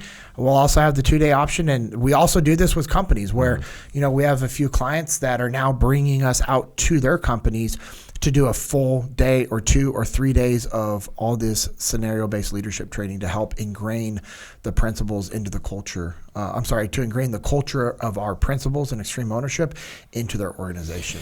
Yeah. One thing I don't know if I've done the best job of communicating about this program is that this is not a physically challenging program at all. It's not intended to that in any way. We don't actually, honestly, we don't offer physically challenging training at Echelon Front. That's not what we do. Yeah. Maybe if someone requested us, if they want to do something physically challenging, we could do it, but that's just not what we do. We focus on leadership training. And what happens at the FTX isn't the stress, and it is extremely stressful. Yes. None of that stress comes from physical exertion. Nope. Literally none of it comes from physical exertion. And you will likely be the most stressed you've ever been in your life. And you won't be breathing hard. You might be breathing a little bit hard, but that'll be because of your mentality is panicking. Yep. It is mental stress. Mm-hmm. It is making decisions. Everything that we're talking about right now in a very intense environment. And what's awesome about it is you'll be going through this loop in your head. You'll be trying to go through this loop in your head. You're going to fail at it. You're going to forget things. You're going to mess things up. You're going to be like, oh, I didn't realize I just made a decision. I didn't realize we left those guys hanging. Mm-hmm. Or that seemed like the priority at the time. All these things that we're talking about are going to come into play. But what's awesome is, imagine if you are doing jiu-jitsu and you're going against a guy that's a high-level black belt and you're like a white belt or a blue belt. Mm-hmm. You're just getting murdered, right? Yeah. And then you go and you train with somebody that doesn't know anything. The whole world slows down. It makes it easy. Yeah. So what happens is you go in this stressful environment and the pressure's so high that you formulate some good habits from it. But when you put those good habits that you formed into a normal scenario of life, bro, you are like seeing things in slow motion. Yeah. What I love about the FTX is it shows you who you are. Because that's what stress does. Mm-hmm. In a stressful situation, there's no hiding. You can't hide who you are. It shows everybody else who you are too. Exactly. Good and bad. Yeah. And what's cool about the FTX program that we run at Echelon Front, and again, that stands for Field Training Exercise. We call it the Leadership Laboratory. We call it multiple things because we want to make sure it's very apparent. This is not a tactical training thing. This is not a physical beatdown type of session. Yeah. If you want to learn how to shoot out of a car while you're tired, we'll do that. We can do it. Or you can go to Fieldcraft Survival, or you can go to Sheepdog Response. Those guys are all doing it. Yes. Those guys are our friends. Those guys are awesome. That's what they're doing. Great. If you want us to do it, we can do it too. We also did that stuff our whole lives. Yeah. But that's not what we're focused on. That's not the purpose. The purpose is to learn how to lead. Yeah. In order to learn how to lead, you have to learn how to think under stressful situations, which you most certainly will be in. And it's the awareness that you get as a human about how you need to be more intentional about these things that you're literally talking about right now. You will live this leadership loop all day long. And I still always think to the very first individual FTX that we did in Dallas. You and Leif were there. We had the team there. And I just remember that couple that came through the training. And I remember this guy, when you look at him, he looks like a big grizzly bear. He's a diesel mechanic. Awesome guy, Kevin, right? He was there with his wife. And I just remember him reflecting at the end of the day when we said, what were your takeaways? What are you going to learn from this training? And he stands up, and he's just this massive human. And he gets super emotional, and he looks at his wife, and he said, I'm so sorry because I have been failing you.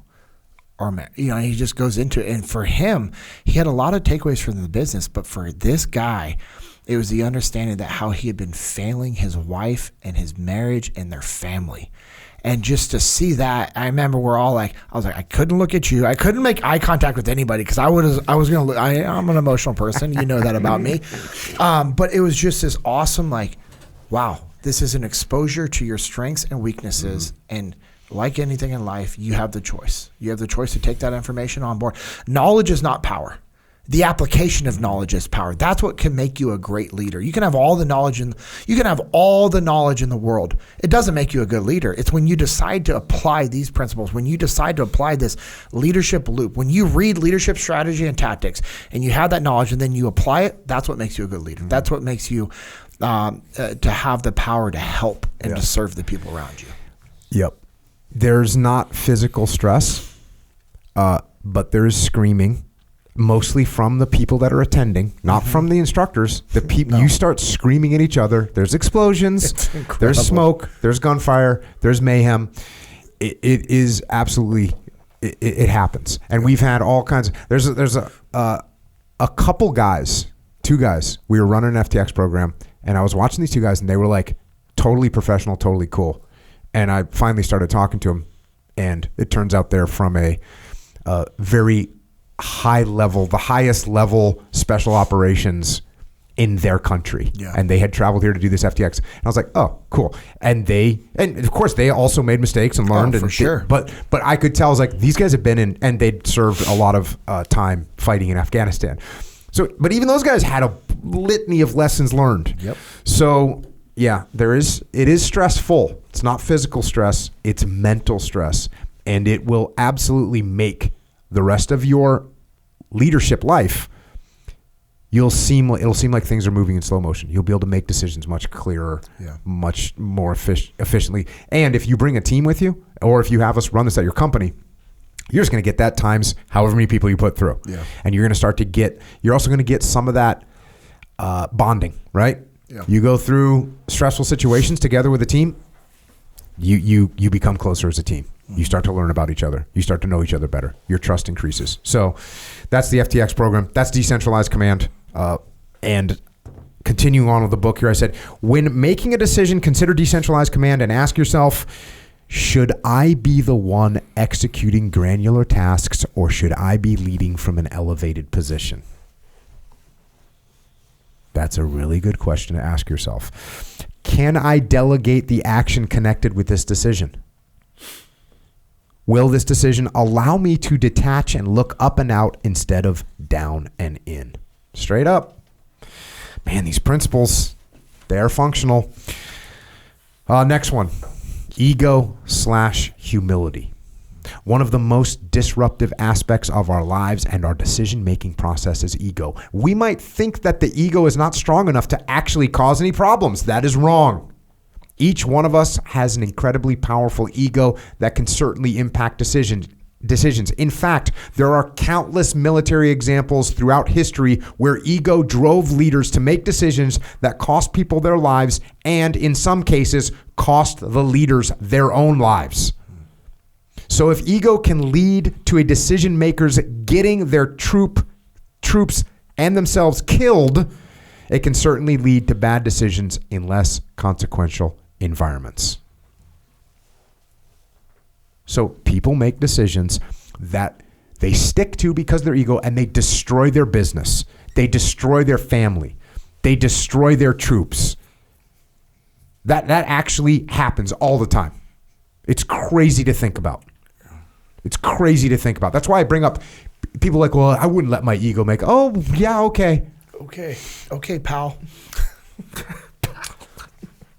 I say this in the book. Our egos are addicted to glory. Ooh. They want agency. They want us in charge to use our plan to get the credit. To achieve these goals, they will lie to us, reframe circumstances in unrealistic ways, and even completely ignore reality. They might dismiss information, discredit sources, or paint inaccurate pictures. You ever had your ego tell you like, yeah, Echo doesn't know what he's talking about? You ever had your ego's like discrediting sources around you? Yes. That's what your ego does. Dismisses information. That won't happen. Like, oh, JP comes and tells me like, hey, the market's turning the other way. I'm like, that's not happening. Just like my ego's just ignoring it. Or paint totally inaccurate pictures. This is just common. Your ego is like a Vincent van Gogh artist in there. Is that a good example? Vincent van Gogh? Sure. He's like the only artist I could think of. He chopped his ear off, right? Yeah, Van Gogh chopped his ear off. So. My ego might push me to undermine another team in my organization so I can win. It might make me overbearing so that I get to be in charge. My ego might also ignore suggestions from others so that I can implement my own plan. It might diminish other people's efforts so that I can take the credit.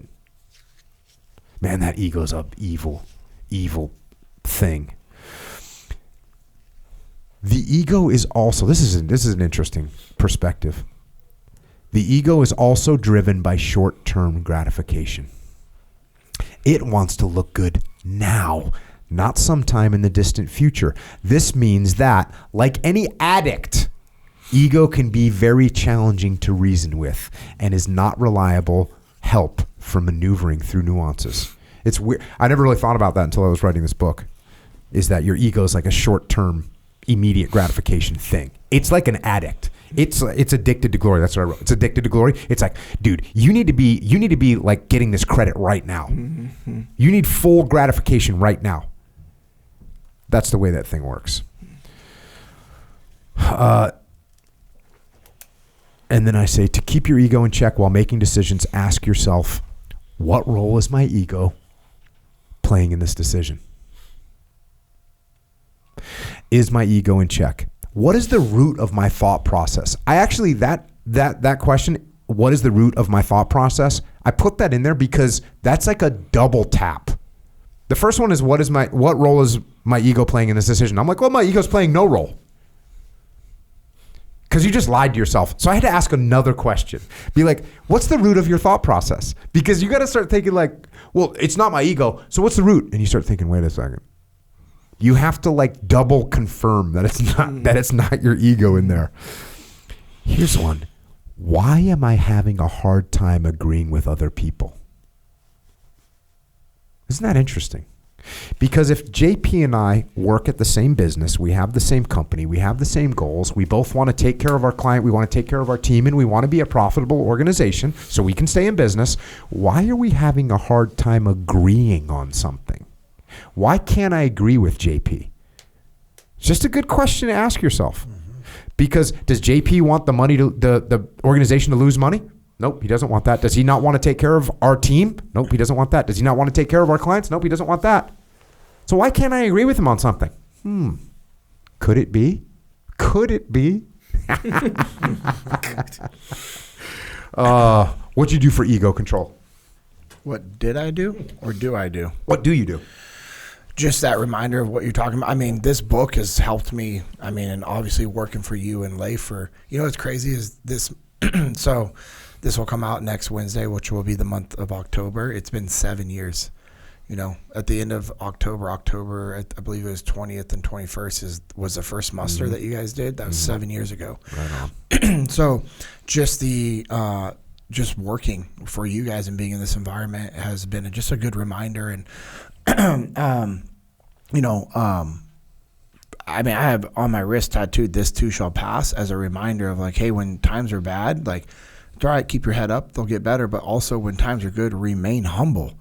because things can quickly change. And I mean, we've talked about this on previous podcasts. We don't need to dive into it, but I mean, 6.5, 7 years ago, I was delivering pizzas to make ends meet. And I still have my hat from Marco's Pizza that sits in my closet. So my wife and I just bought a new home. And when I walk into my closet, that hat is right there, eye level. So I see that every time I'm leaving for a work trip.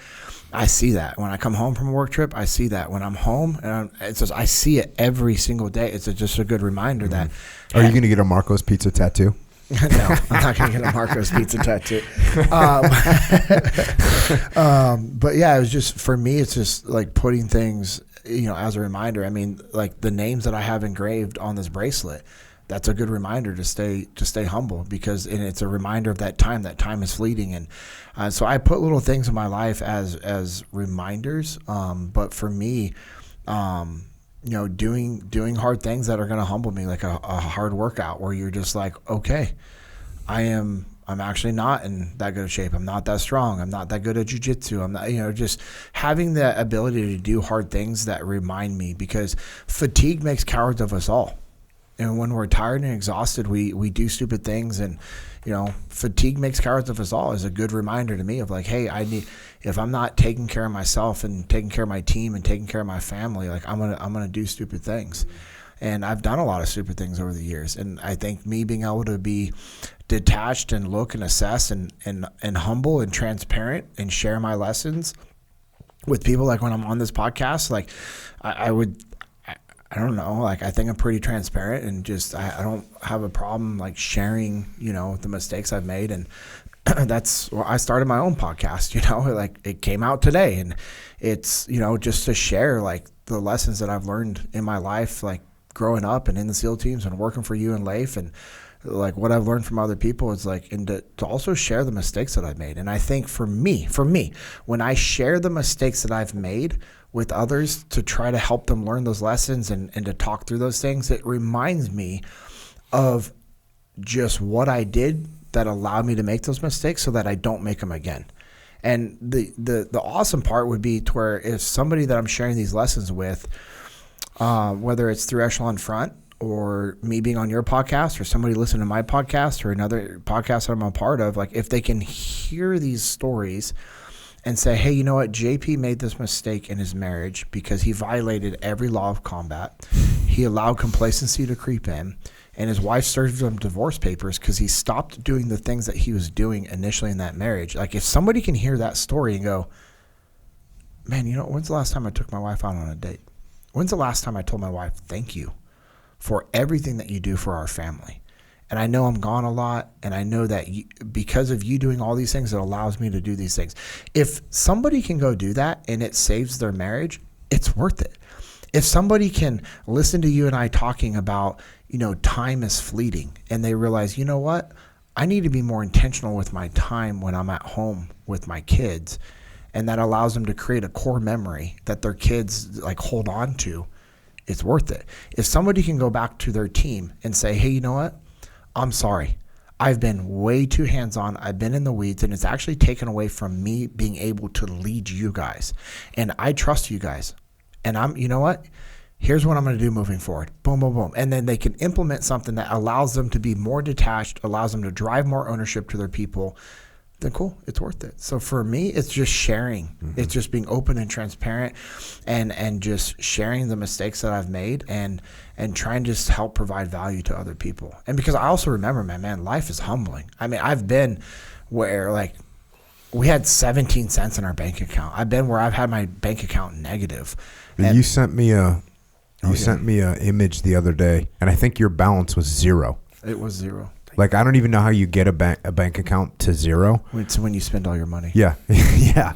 But it was like, I don't know, it was 2000 whatever. It was like 5 years ago, 7 years ago. I guess, well, now. No, it wasn't 5 years ago. It was, yeah. Yeah. So 7 or 8 years ago, before we were working together, you sent me like a text of like, hey, bro, just FYI, this is 8 years old or whatever. Uh-huh. And it says your bank account is 0.00. Yeah. That means you had to go in there and like withdraw your last like $17.32. Yeah. You're like, no, I need it all. They're like, sir, you have to have a minimum balance of $1. You like close the account. Yeah. I need that $1.32. Yeah.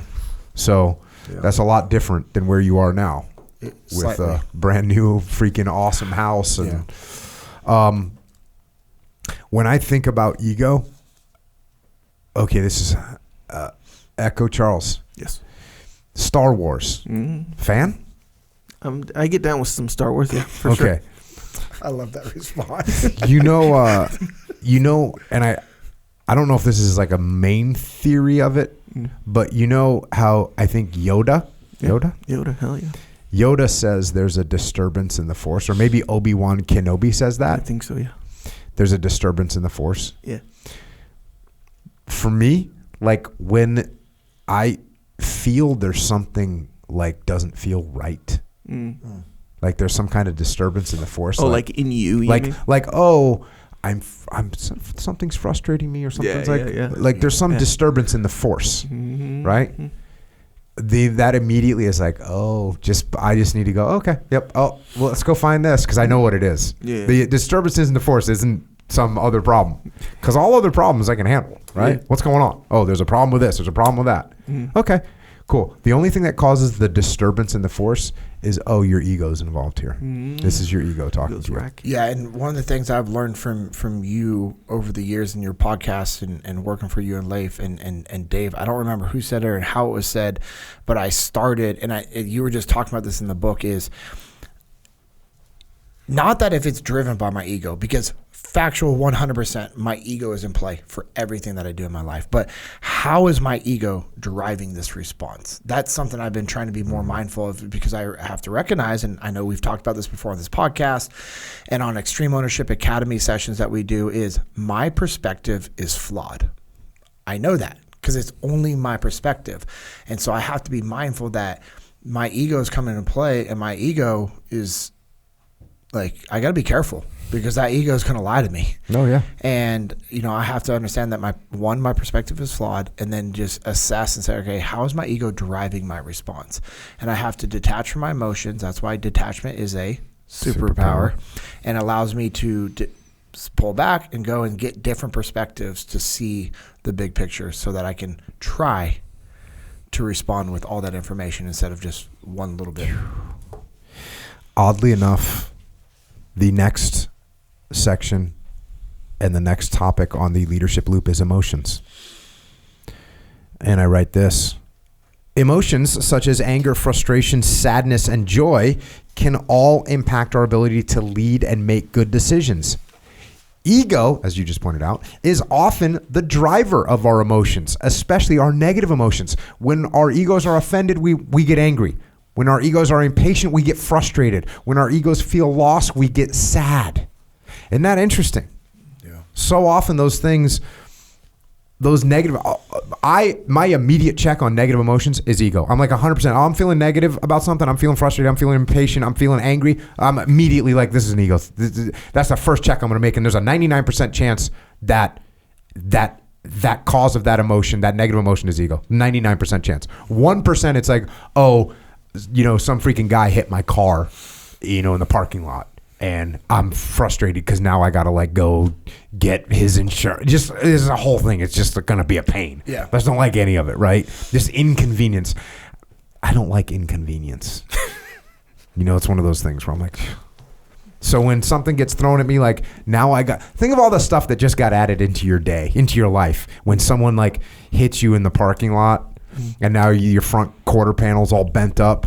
Sure. There's a whole series of things that are now going to just be inconvenient in your life. Yeah. Wait, so you're saying your ego doesn't play a part in that part of it? Like that's the exception kind of a thing? For me, yeah, that's not an ego thing. Somebody hits me in the parking lot. Yeah. Like let's say we get done with the podcast and I walk over to the parking lot and my front quarter panel's all scraped up. Yeah. That's not an ego reaction to be like, oh, damn it. To me, I could be wrong. Do you think I'm wrong? You think that's ego? Yeah. Well, how is that ego? And I didn't come up with this right now, because at one point I went down deep the ego rabbit hole, and bro, I discovered a bunch of egos everywhere. So that is like, okay. So do you? And here's the questions I was asking myself. So I'm just gonna ask you. So because I could be wrong. So someone bumps into your car, quarter panel jammed up, whatever. Yep. Super inconvenient. Yep. Super. right? Yeah. Do you live in a world that inconveniences don't exist? The answer is no. You want me to be honest with you? Yes, sir. Please. My life is very mitigated when it comes to inconveniences. Of course it is. Hell yeah, it is. I can see where he's going with this there. Okay, right there. I'm just saying, hey, you make a good point. Yeah. You know, your life, hell yeah. So therefore, in a world with inconveniences every single day, when they affect you, let's face it, that's a problem. Yep. See what I'm saying? Yep. The rest of the world, well, you know, whatever. It's all, you accept that part of it, right? Don't we? But when it happens to you, it's unacceptable. Sounds like ego to me. I don't know. I could be wrong. Yeah. You're in there. So at the end of the day, again, like, and that was the question I kept asking, like, okay, do I believe in a world that this never happens under any circumstances? And then it's like, okay, no, probably not. And then you kind of, you know, you go deeper and deeper, and then it always arrives at, okay, so I think I'm special. Therefore, I'm allowed to react like this. Yeah. Well, when you go into that mode of, you're actually right. Yeah, right. When you go into the mode of I'm allowed to react, you know what my reaction is? It's not like I actually react in any way. I go, well, now I got to go and freaking, you know, it's like I don't get mad. I don't yell at anybody. I just kind of carry on. Yep, perfect. But I suppose there's a completely ego-free world where, you know, I look at that Brent quarter panel and I say, this is great. I'm going to add to the economy. I'm going to get this thing fixed. Some people are going to make a little extra money. Yeah. I get to exercise my patience in the world. So basically what we're saying is good. My front quarter panel got smashed. Good. Life gives you the opportunity to train. Gives me the opportunity to be patient. All that stuff. And obviously, you know, that's funny and everything. And I don't think that that's kind of the expectation for you to just automatic. And in fact, you have an ego. We all have an ego, just like how you just said, right? The key isn't to not have an ego. The key is to control your ego, subordinate your ego. That. So in an incident when an incident happens where your ego has to be subordinated, what's it going to look like right away? Like right off the bat, what's it going to look like? That ego is going to at least open its eyes. At the very least, that's that feeling. He's probably taking a breath too because he's getting ready to lash out. Oh, yeah, getting ready. Especially if you got a good, healthy one. He's ready. And when he go right before he springs into action, as far as behavior goes, that's what it looks like, behavior. Right before that, then you can, quote unquote, check your ego, subordinate your ego. Then your behavior will follow suit. So yes, quarter panel smashed. And you're about to be like, I can't believe this happened to me. And on this day of all days, you see what I'm saying? I'm busy or whatever. Before that goes down, your ego goes, it's about to make it happen. Then you go subordinate your behavior. Hey, it's okay. It's okay. Right. It's okay. This happens to every, it happens. You got to expect this kind of stuff and then the ego gets subordinated. So even the quarter panel. So I guess we could trace from what you're saying, basically it's not 99% of negative emotions. It's 100% of negative. Let's throw 99.9. Give me 0.01. Put it this way. The only reason why you can't really say 100 because it's like that's a bold statement to be like there are no exceptions ever under no circumstance. So I don't know, but put it this way. The rabbit hole I went down. Wait, what was the rabbit hole? Just exploration of ego? Yeah. You know what just came to mind as you were telling that whole thing is there's one of the worst possible like violations is do you know who I am? Oh yeah, when people say that. What you just said, like the way that leads, like that would be the worst case is like, oh, I go out there in my front quarter, some guy's backed into my front quarter panel. Like the ultimate like violation and my ego comes flying out. What does my ego say? My ego says, do you know who I am? Right? Whenever like a movie star says that or like a rich person says that, we just are disgusted by them. You know, if you get caught on camera, like you're a movie star and you're trying to get into the club or you're even something stupid like speeding I'm trying to ticket. Speeding ticket. Yeah, the politician that's like, do you even know who I am? Do you know who I am? That's like the worst violation of ego. So this is going to be one of my, I'm going to try and incorporate this, is I'm going to ask myself that. Like when shit's going sideways, I'm going to say, do you even know who I am? And I'm like, that's right, you're not anybody. And your front quarter panel is no more precious than Joe Schmo's quarter panel. And this happened. Good. You get to exercise your patience. And look, by no means does anyone expect you, even yourself, I think anyway, expect you to be literally happy that it happened. Yeah. You know, good things happen that make you happy out, you know, right away, and things happen that make you less happy and not happy. Unhappy. Straight up. Oh, yeah. And I'm not saying I would like it. In fact, I would straight up dislike it. You know, straight up dislike. But at the end of the day, you know, the old question, like, okay, I understand your feeling, but how are you going to behave now? Yeah. You see what I'm saying? Yeah. So this section is about emotions, though. And what's interesting is so many emotions, whether it's 99%, whether it's 100%, whether it's 98%, so many of them are tied to your ego. It's freaking actually ridiculous. And I think a lot of times, like, I am a relatively, like, I don't get super emotional about stuff. And I think it's because I am running through a little check before I get freaking mad or before I get angry or before I get frustrated. I'm going, dude, I know where this is coming from. You don't want to be wrong. You don't want to be shown up. You don't want someone else's plan. You think you already thought. You don't want to look like all those things. All those things. That's what's going on. So that's why when making a decision, you go through this checklist and you go, hold on a second. Am I being emotional?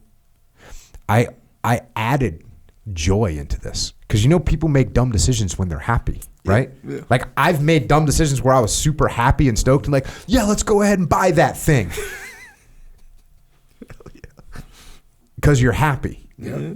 You're like, oh, yeah, dude, this is going great. Go ahead. Order another round. Like that kind of thing. I've never done that before. So to avoid letting emotions drive your decision making, ask yourself, am I being emotional? Why am I feeling the way I'm feeling? Is this decision based on logic? If I were a robot, would I make the same decision? So, some good things to think about from the emotional perspective. And I'm not saying you got to be devoid of emotions. In fact, what I've been saying for the last couple of years is I say it in the book too. You got to put the emotions in the calculus of your decision. Right? If you're in a leadership position and you know that this decision is going to make everyone mad, you better put that in your calculus. You can't just be like, "Hey, you can be mad, but we're not counting your emotions in this decision." The whole team's mad now, or the whole team's frustrated now. That's not a good decision. It's crazy that some leaders, they know that and they don't care. Because, again, that goes back to the ego thing. Like, you've heard this before, like, hey, you might be mad, and that's okay, but it doesn't matter. Doesn't matter. Like, wait, what? Do you hear what you're saying? And there are people that are just... And what's sad is that skill set, it's a bad skill set, but that skill set is actually been taught. Because they saw it from somebody else. They saw somebody. The skill set to ignore the emotions of the team. Yes, and I'm saying skills. It's a bad skill set. I'm sorry. Habit. The trait. Right. That trait. That habit that's a bad trait. That's a bad habit that's been taught because they saw somebody else do it and they thought, man, that's cool. Yeah. Or hey, I'm gonna do that. Or that one worked. Day. Or hey, it actually worked. And when I say it worked, means the team went and executed this thing. They were all mad. Yeah, because the people, we think about it, the people that work for us, they're good people, they're hard workers, they're smart, they like to win, and they want to get the job done. And those people will they'll allow that that environment, that they'll allow that culture for a little while. Yeah, most for a little while, some for a very long time. But here's the deal: like if you thought that the best way for you to provide for your family was to stay in the current, let's just say you had a regular job and you're the average person and you have this good job, it provides for your family, you know it has some stability, are you going to tolerate bad leadership? Yes. Most 100% people will tolerate bad leadership because what's more important to them is their family. Yep. And they'll go endure that. Now, they will be keeping their ear open for another job. They will be putting their resume out 100%. there. Absolutely. I agree. Not arguing that at all. But there's a lot of people out there that just tolerate bad leadership in a hostile work environment because they want to take care of their family. But as soon as that good environment and that good opportunity comes up, boom, gone, done. Yeah. Because they have no loyalty. Well, guess what their loyalty is? To their family. Yep. And if they can be happier and be in a better environment, bye. And by the way, who performs better as a team? So if I make my team do something and they're mad about it and I don't address it, because look, my team can be frustrated and mad and I go, hey, listen, I understand why you're frustrated. Here's why I had to make this decision. I know it's going to be a real shock to our system in the short term for the next 3 weeks while we work through this. It's going to be long. If I explain that to him and we talk through it, okay, cool. We made a hard decision. We had to suck it up. And the team is going to work harder. Like when they're happy. Yeah. And they have ownership and buy-in. So there you go. Don't make emotional decisions. But that's what's cool. Sorry to interrupt, but that's what's cool about is when you drive ownership, it's calculated into this step of the emotions, not just your emotions, but the emotions of your people. 100%. And I'm building up the emotions in a positive manner of my people when I give them ownership. Mm-hmm. People like to have ownership. They like to have control. And now that they are in a good emotional place, it's a better work environment, which affects all these other things in a positive manner. So they do a better job. Yes. Period. End of story. They perform. All right, check. Fast forward a little bit. Perspective. In the SEAL teams, when performing reconnaissance of a target building, we observe the target from as many possible angles as we can. We do this so that we can better understand all aspects of the target. If we only observed the north side of a building, we wouldn't comprehend what was on the south side, where there might be an enemy fighting position. If we only observed the west side of a target building, we wouldn't understand the east side. So we endeavor to observe the target from the north, south, east, and west. We want to understand every different perspective and its possibilities. Similarly, when making business decisions, we have to understand the problem we are faced with from as many angles as possible. We do this by collecting inputs from the people involved with the problem. So, listening to other people, finding out what's going on, understanding their perspective. It's everything we just talked about. If I see that my team is angry, what's their perspective? Why are they mad about this? They should be happy. Like, we got a new client. There's more work to do. Everyone's going to make more money. Oh, they're mad because they haven't had a break in 9 weeks, right? And it still doesn't cash out with as much money as they're making compared to how hard they're going to have to work. So understanding other people's perspectives, absolutely critical. And I say this, to ensure you see the fullest possible picture when making a decision, ask yourself, what can I do to see and understand more? What do my subordinates see? What do my peers see? What does my boss see? What does my competition see? Have I asked enough questions? What am I not seeing? Just asking yourself, like when you said earlier, your perspective's flawed. Of course your perspective's flawed. You only have your perspective. We have to ask questions and try and understand other people's perspectives so we can make better decisions. Next one, mission, tactical, and strategic. The term mission creep originated in the military but has morphed into civilian vernacular. It refers to situations where organizations expand the scope of their goals beyond their originally intended mission. As the mission objectives expand over time, there is less and less focus on the original intent of the mission, often causing a failure to achieve the original mission. So, when making a leadership decision, it is critical to assess the original mission objective and ensure that the decision supports the original intent and that it will not squander resources required to achieve the actual mission. So again, if you're making a decision, you've got to think about that decision. Is this helping us get to our long-term strategic goal? Is it what we're supposed to be focused on right now? And this is something that throws off all kinds of people. It wrecks companies sometimes. Yeah. It wrecks families sometimes. Because we're thinking short term or we're doing things that we shouldn't be doing. So you've got to always ask yourself, is this our mission? This is another one when we were talking earlier about like, hey, we're going to build this thing and it's going to take all these resources. And I'm like, hey, I got an idea. Why don't we just not build that? You know? Or like, hey, instead of like trying to hammer on this door for the next 30 minutes, why don't we just walk through the window or, you know, go through the window in 30 seconds. This is another one. It's like people will start talking about something and I'll be like, hey, is this even our mission? Is this even our mission to do this? Like, is this what we want to do? Do we want to focus on this right now? Because we obviously we can do it, but is this what we are doing? Is this what our mission is? Because if it's not our mission, why are we doing it? And oftentimes, like, well, we just kind of, you get a little target fixation, right? There's some niche product to make. There's some niche need in the market. And you're like, oh, I think we could do that. And you probably could. But is it your mission? So thinking about that, intentionally thinking like, okay, is this actually my mission? I have a construction company that builds, I have a roofing company. Cool. And all of a sudden you get someone that's like, hey, when you get done with our roof, can you do our gutters? And you can. Yeah. And you can say, you know what? We can do that. And maybe that's an expansion that you make. But maybe you run the numbers. And maybe you say, look, gutters is kind of a little bit more niche market. We live in Arizona. There's not a lot of rain here. Gutters last a long time.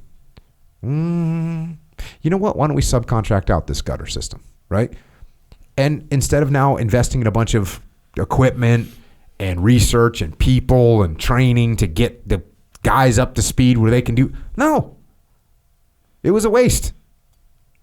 So let's not do that. Let's not allow mission creep in. Brad Kavner was really good at reminding guys that traded that. In what way? He would just say, hey, is this what we need to be focused on? Mm-hmm. Like, it was just a very simple, and he's retired now, but I'll use his nickname Wink. Mm-hmm. He would literally do the same thing. He'd be like, hey, is this what we need to be focused on right now? And guys would be like, oh, okay. Mm-hmm. I remember they set up a breaching scenario one time, and guys were just having they were so focused on like this section of the door, getting through the problem. Dude, 18 inches away, like a little bit over. So at an angle up on the wall was the key on a little thumbtack, the key that unlocked the door. It was right there. And I remember they put together that scenario, and I was just like, man, this is awesome. And guys were like just fighting on trying to get the door unlocked, and they can't get in. They're trying to kick it, and they're trying to do all this stuff, and they're getting ready to call up the breacher, but they had the breachers focused on some other bigger problems, so they couldn't get those resources over. And right there, and I remember Wink and Brad just pointing at the key, and these guys were like, and it was just a good reminder from, hey, detach, step back and just look at the big picture. And it was just, I just remember Brad when, running trading, just reminded like, hey, is this what we need to be focused on? Hey, what are we working on right now, guys? And it was just, and that's what good leaders do. It's okay to say that to your people. Hey guys, what is this what we need to be focused on? Is this what we need to be focused on? Like, what are we supposed to be working on right now? You're not being direct. You're not saying, hey, this is what you need to be focused on. It's that indirect approach again. Hey, guys, what do we need to be focused on right now? And you're like, well, clearly not this right now. Yep. I always know, like, if you and Leif are asking me questions, I'm probably not doing the right thing. Or you don't know why I'm working on something, which means I have failed to communicate to you guys why we're working on something. Yeah. I know it's one of those. You're asking questions because you don't have information, or you want me to understand. Yeah, you don't understand it. You truly don't understand, like, because in your mind it's like, one, you don't have enough information, or two, you don't understand why would I be doing this, and so instead of going direct and saying, hey, that's stupid, why would you be doing that? You're like, hey, what does JP know that I don't know? And so you're asking me a question. So anytime you guys or anybody, Jamie, Dave, anybody in my life has asked me questions, I'm like, oh, they don't have enough information. We don't have alignment. We are not aligned, and that's my fault. Yeah, and another thing, talking about like that key on the thumbtack, that will get 9 out of 10 people that they won't see that thing. This is one of those situations where if you're in a SEAL platoon, you can literally afford to be afford to be detached the entire time because no one else is. Like bunch of sled dogs. Everyone, working, they see that freaking door with a bunch of with a lock on it, and there's noise behind the door. They know something going on. They want to get in there. 9 out of 10 guys are how do we get through this door? How do we breach this thing? Let's get the sledgehammer up. What kind of charge am I going to put on this thing? You can afford to be the guy that's just like constantly at high port looking around because no one else is going to see that key. Yeah. And it's so weird to be in that situation. You'll see so much that other guys aren't going to see. So it's the same thing in your company. Chances are in your company, when you've got some product that everyone's all of a sudden like, hey, you think we could make this? You think we could? Well, do we have the right tools for this? Yeah, we have the right tools. Hey, where do we need to order from? How is it built? How long will it take? And everyone's going to focus on that problem. And they're going to start working on it. And they're going to start moving down that path. And the next thing you know, you've created a product with a bunch of expenses and a bunch of time and a bunch of effort that 7 people in the world need. And it's freaking worthless.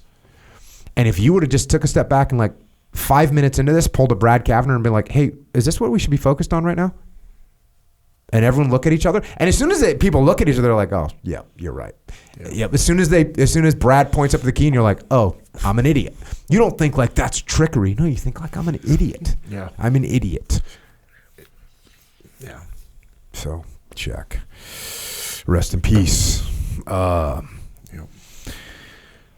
Next section here. Relationships. This is the last thing I consider when making a decision, but it is the most heavily weighted of all the items in this leadership loop checklist. I know this might seem strange. After all, the stereotypical priorities of a leader are things like accomplishing the mission, managing resources, and ensuring timely execution.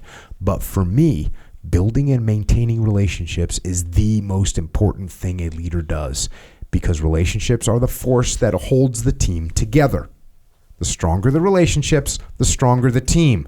The stronger the team, the better the results the team achieves. Because of that, it is important to remember that every decision a leader makes either builds or denigrates relationships. I want every interaction I have with anyone on my team, up, down, or across the chain of command, to build our relationship. This is not to say I'm always able to do that, but I absolutely always try. So this is one of those things that I think is counterintuitive for people. That when you're in a leadership position and you're making a decision, you can, should, and must weigh how this is going to impact the relationships that you have with the people on the team. And it's sort of like the person that we just talked about that might be like, oh, I don't care what, I don't care if you're mad or not. This is what we're doing.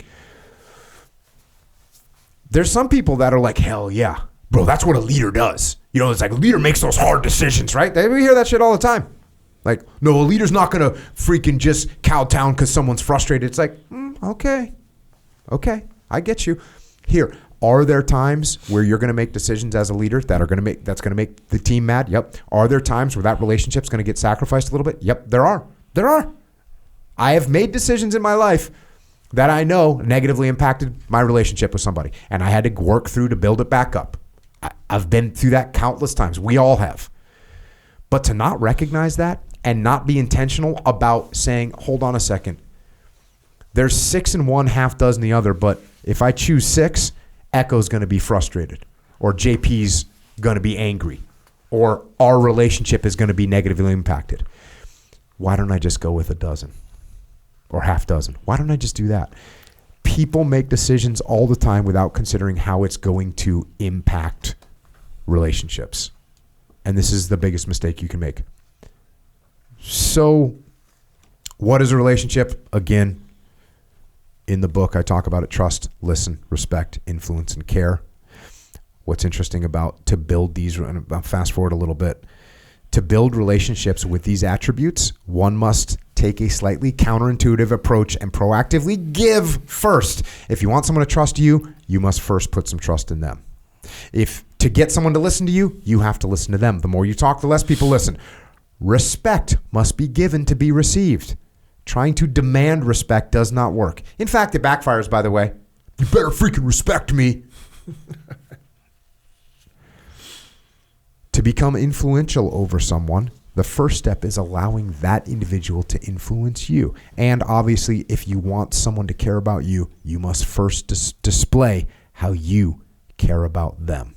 And then I go on to talk about your ego can stifle these efforts. It's so interesting, right? If I don't want to put any trust in JP, well, why not? Well, because I don't think he can do it as good as me. That's ego. JP should be listening to me since I've been doing this longer, because I have more experience, because I've been in this position. He should be listening to me. That's ego, by the way.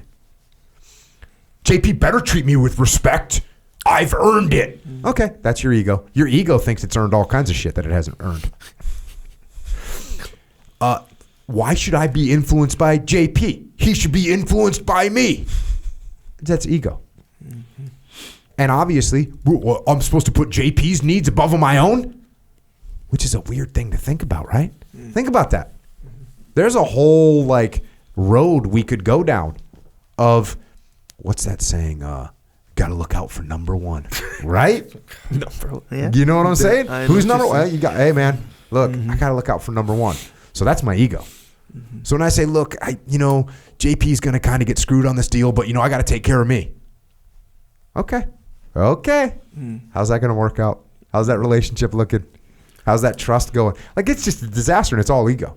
Well, and that's where people will twist what you said earlier, because they hear from other people like, pay yourself first, and that's a mistake that people will make, is like, well, I got to make sure, I got to get mine. Yep. I got to get mine.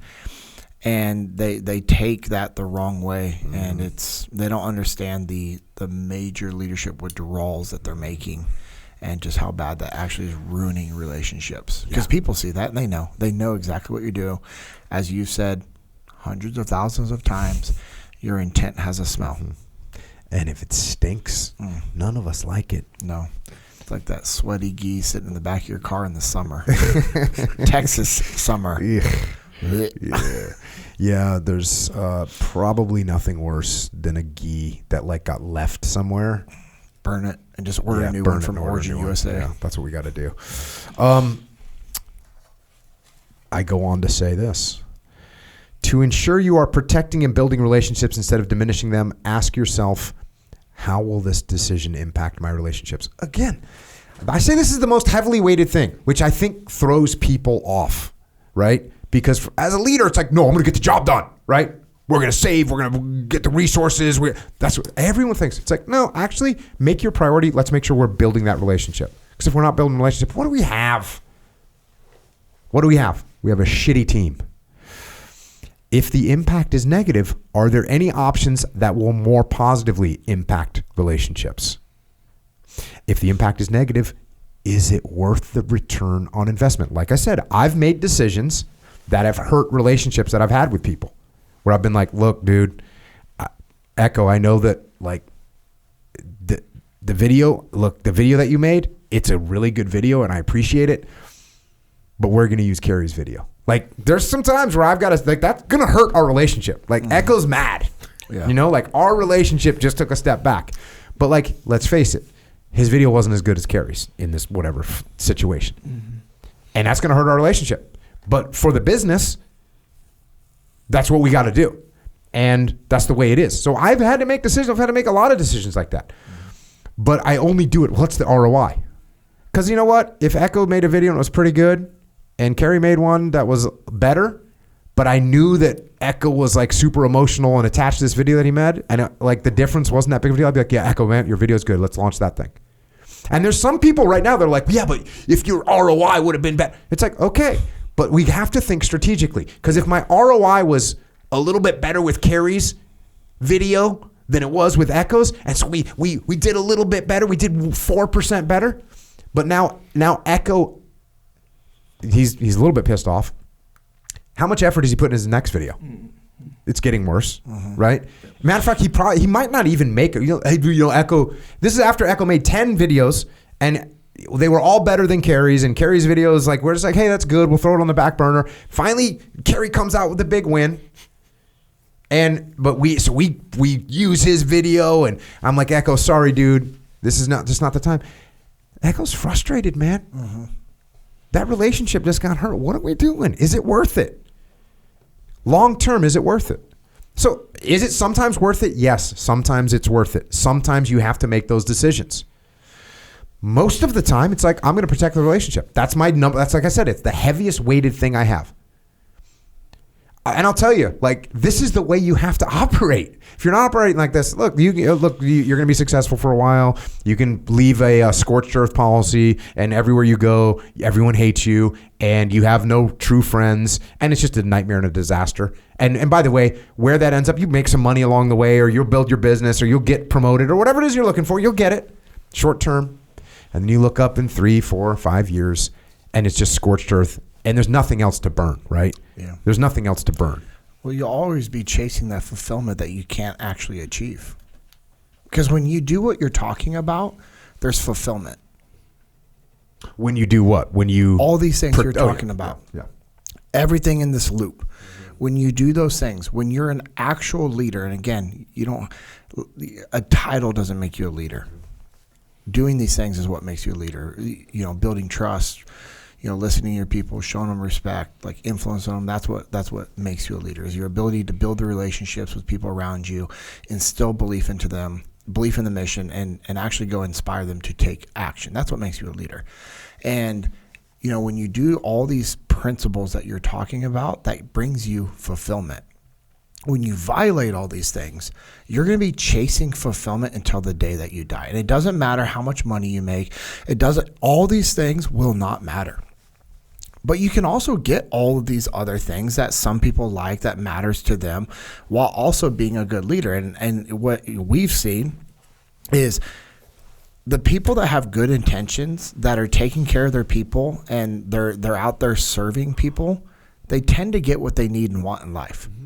And like, that's the true thing, is like that happiness comes from peace, not from all the things that people are chasing. Like that, the happiness comes from peace of being a good leader and serving and taking care of people. Yeah.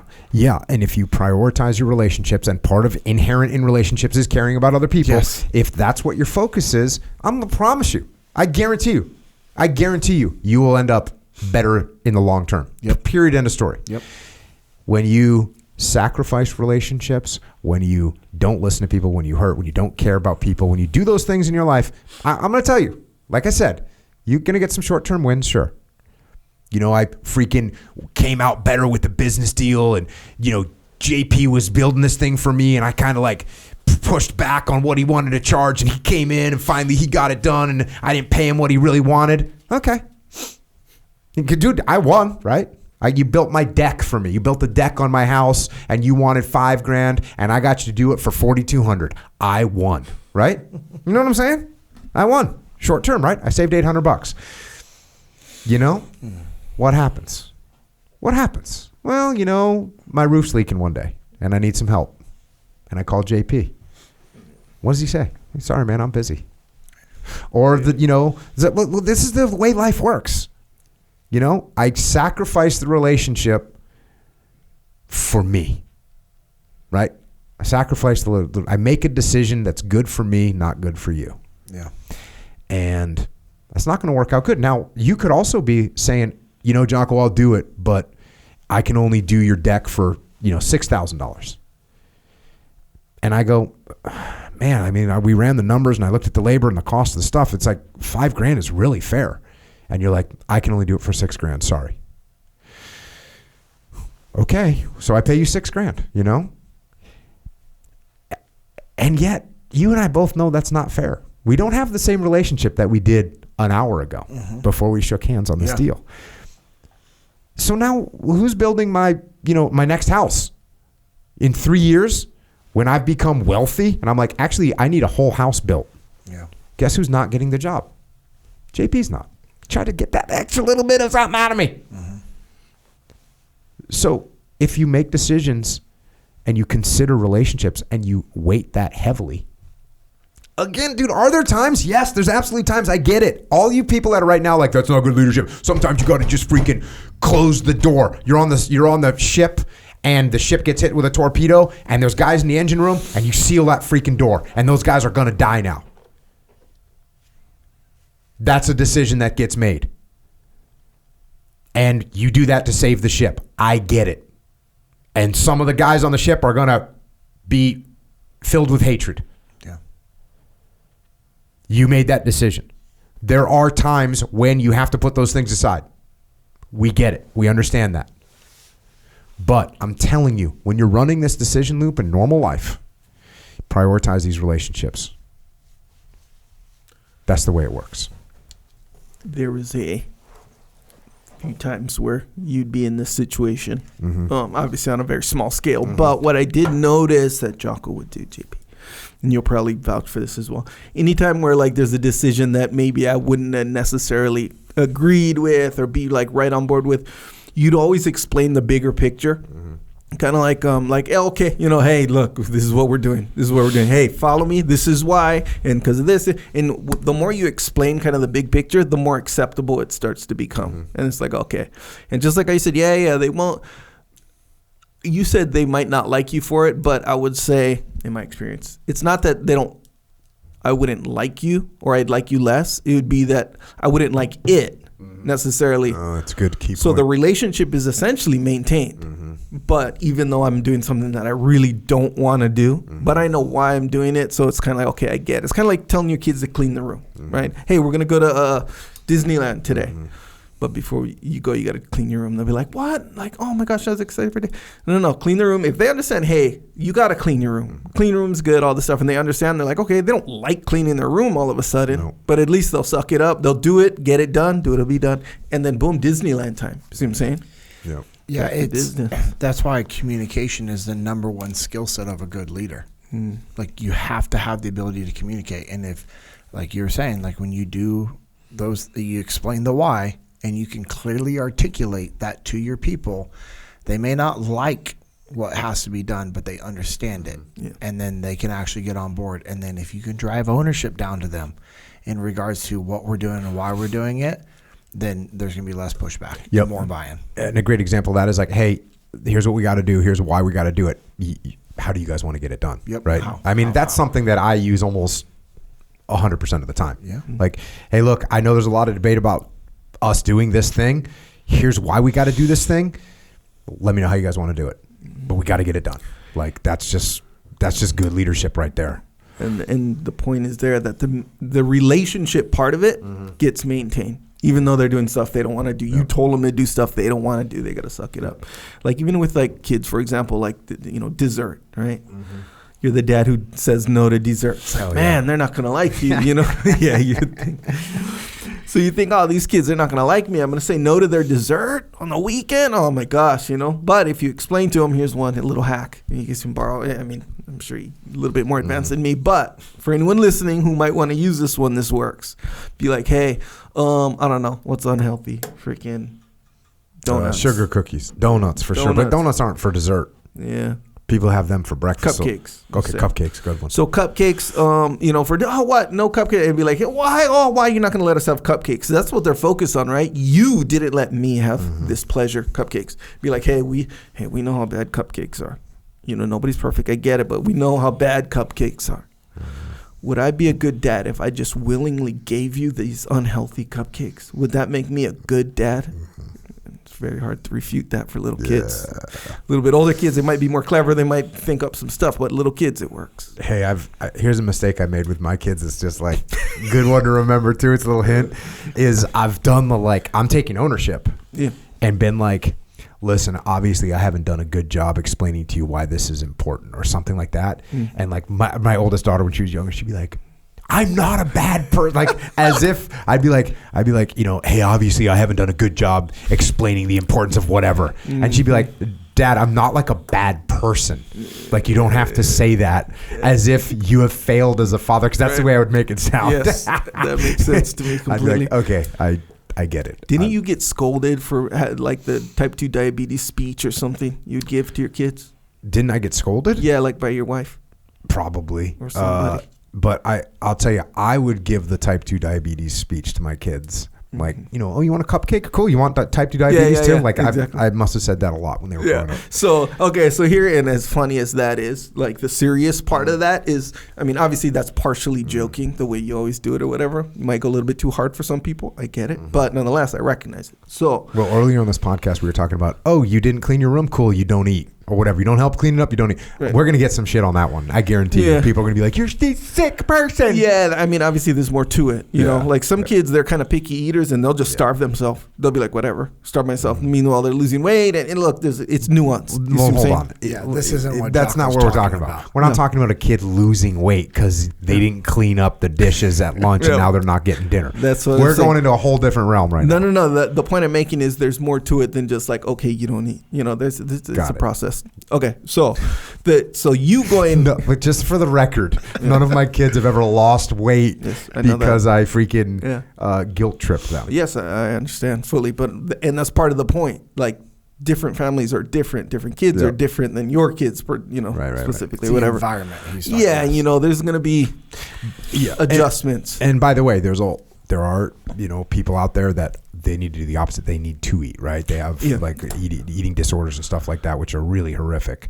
So exactly right. We have to be careful around this subject. Yeah. So, but the point is, as far as you halfway joking, you go hard, all this stuff or whatever, and you say, oh yeah, you want type 2 diabetes, every time, shoot, frick, man, we just wanted a little bit of that frozen yogurt, to right now, whatever. Yeah. And so, Brad, you don't have to go that hard. So if you go too hard for your kids, I could see, I'm not saying it will, but I could see how that could kind of jam up the relationship a little bit. Jam up the relationship. Could get rebellion where exactly it's like, right. We're just sugar addicts now. Yeah, exactly right. And that's what I'm saying. And really when we focus in, because this is what you're talking about, is the relationship, right, that you're trying to maintain. Yep. That's why I came up with this clever one. Be like, would I be a good dad? Because I'm trying to be the best dad.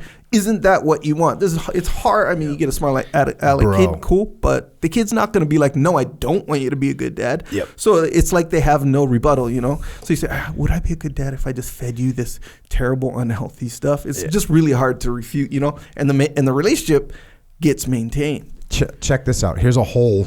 You want to open up a can right now? Yes, sir. Here's I do, no doubt about it. Check this out. Hey, you're supposed to be their dad or their mom, not their friend, right?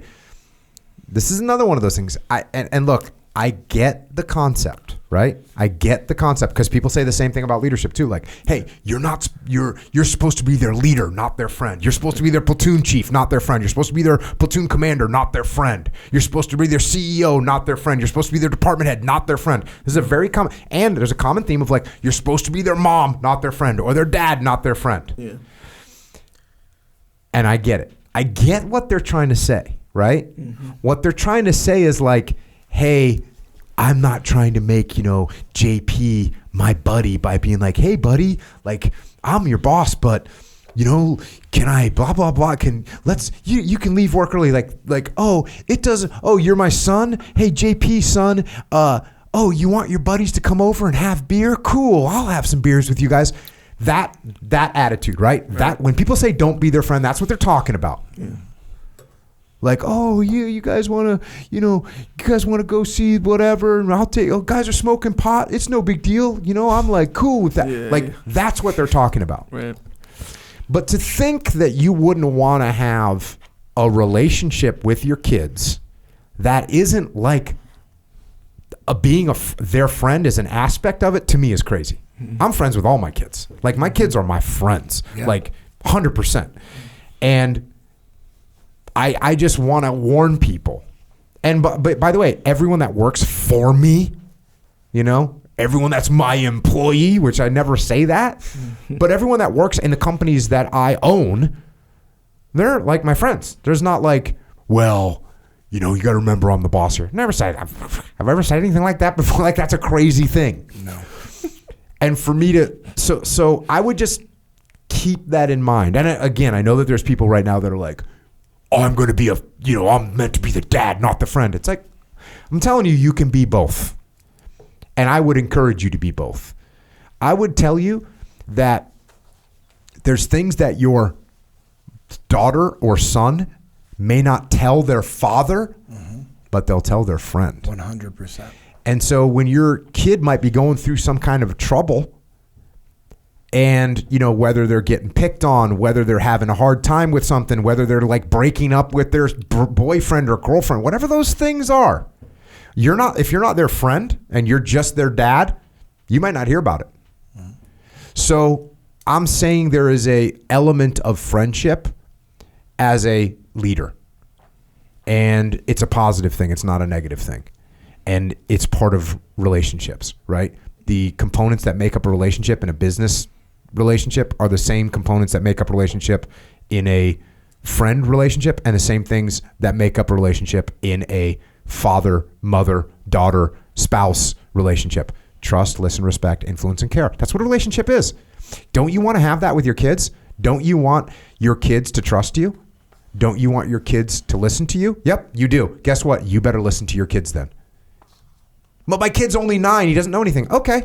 Don't listen to him and see how that works out. When your 9-year-old kid has an issue about something, tell him, shut up. You don't know what you're talking about. You're too young. That doesn't matter. When your kid gets called a plate face in school and comes home and is a little bit teary-eyed and you say, what's wrong? And you say, I got made fun of. And you go, hey, shut up, sticks and stones, break your bones, names can never hurt you. Don't worry about it. And that's your reaction. I'm telling you, you're not listening to them. And therefore, guess what? They're not going to listen to you. Yeah. So this relationship thing is universal. And the better relationships you have with people, the better things are going to be in your life. Mm-hmm. Period. End of story. And it also includes people that you may not necessarily like. So you might work for someone that you don't necessarily like. I work for JP. JP's arrogant. He flies off the handle. He yells at me and the rest of our employees. The rest of my peers. So what do I try and do? Well, I don't like him, so I'm not going to build a relationship with him. Okay. So then where does that get us in life? Do things get better for me or worse for me? Do I have more influence over him or less influence? Can I get him to stop yelling at me when all I do is not listen to him and disrespect him? No. Yelling is going to get louder and worse. If I treat him with respect, maybe, just maybe, he'll start to treat me with respect. If I listen to him, he's yelling at me and I get out my notebook and start taking notes. He's like, what the hell are you doing? Oh, I just want to write down what you're saying, boss. I want to make sure I got this. That's an attitude changer. Mm-hmm. Does this make me an ass kisser? Nope, doesn't. Means that I want to win. Means I want to improve my situation for me and for my team. That's what it means. So these relationship things, even when it's someone that you might not like, I have worked with a lot of people in my life that I didn't like. I've worked with a lot of people in my life that I didn't like. Jamie and Dave are always wondering if it's them. They joke about that. They're like, is it me? Is it me? No. It could be, but I'll never tell them. You work with people that you don't like. What good is it if they know that? What good is it if you're not trying to build a relationship? The best thing to do is build that relationship and move things forward. You have no influence over people that you don't have a relationship with. They don't listen to a word that you say. So build relationships. This is a way to win. Or you can go through life like, I don't do that. I know who says I don't do that? My ego says I don't do that. My ego says, JP yelled at me. I'm not going to listen to a damn thing he says. That's my ego. Yeah. Instead of being like, oh, JP yelled at me. I wonder what kind of bosses he worked for that he thinks that's a good move. I wonder what kind of childhood he had where he loses his temper all the time. I wonder what's going on in his house with his wife and kids where he seems real short with the rest of the team. I wonder if everything's perfect in JP's life where he's coming into work late, he's mad, he's yelling at people. I wonder if he's just got a great thing going on right now. Like, you think through these things, and it's really easy to say, you know what? Maybe I can be a little bit better of a human being here. So prioritize those relationships. Last thing on this list. It's repeat. Once I have run through this checklist loop, I will make a decision and then run through the checklist loop again and again. As a leader, I must continually assess these components over and over again and consider the feedback I receive with each decision and how the decisions affect the situation. To do this, I must do two things. Detach and keep an open mind. Detachment is a superpower, as the failure or inability to detach causes a failure to see clearly. Don't get too absorbed in any one aspect of the decision. Take a step back and breathe to assess the components of your decision from a broad and unemotional vantage point. And to integrate your observations into your decision-making process, you have to keep an open mind. Keeping an open mind is always a challenge. Outside ideas feel threatening to our beliefs. Don't be intransigent or let those feelings close your mind. Invite those thoughts and recognize that challenges test your ideas and make them better. Open mind and detachment. Two very difficult things for human beings. It's very difficult to keep an open mind, and it's very difficult to detach. And in order for this leadership loop, in order to get the feedback, you have to detach and you have to keep an open mind. New ideas, we don't like them. Challenging ideas, we don't like them. Differences of opinion, we don't like them. We literally surround ourselves with people that have the same opinions as us. Go onto social media. Who are you following? I'm following a bunch of people that are the same as me. Yep. That's what we're doing. What news do I watch? I watch the news that has the same opinion as me. It's like that's what we do. Because our mind wants to be closed. It wants to just not hear anyone else's opinion. Because we think we're right. So, there you have it. That's a little section of this new edition that I added to Leadership Strategy and Tactics Field Manual. Pragmatic. It's a pragmatic book. And that's how the book's designed. And, you were saying this earlier, JP, talking about referring to books. And sometimes we got to go back to the book. Mm-hmm. Sometimes we got to go back to the book. The harshest example I have of that is the book Discipline Equals Freedom Field Manual was coming out. And it was coming out like October 15th, 2017. And I had the book. It showed up at my house. I had boxes of the book. And it was like, was signing them or doing whatever.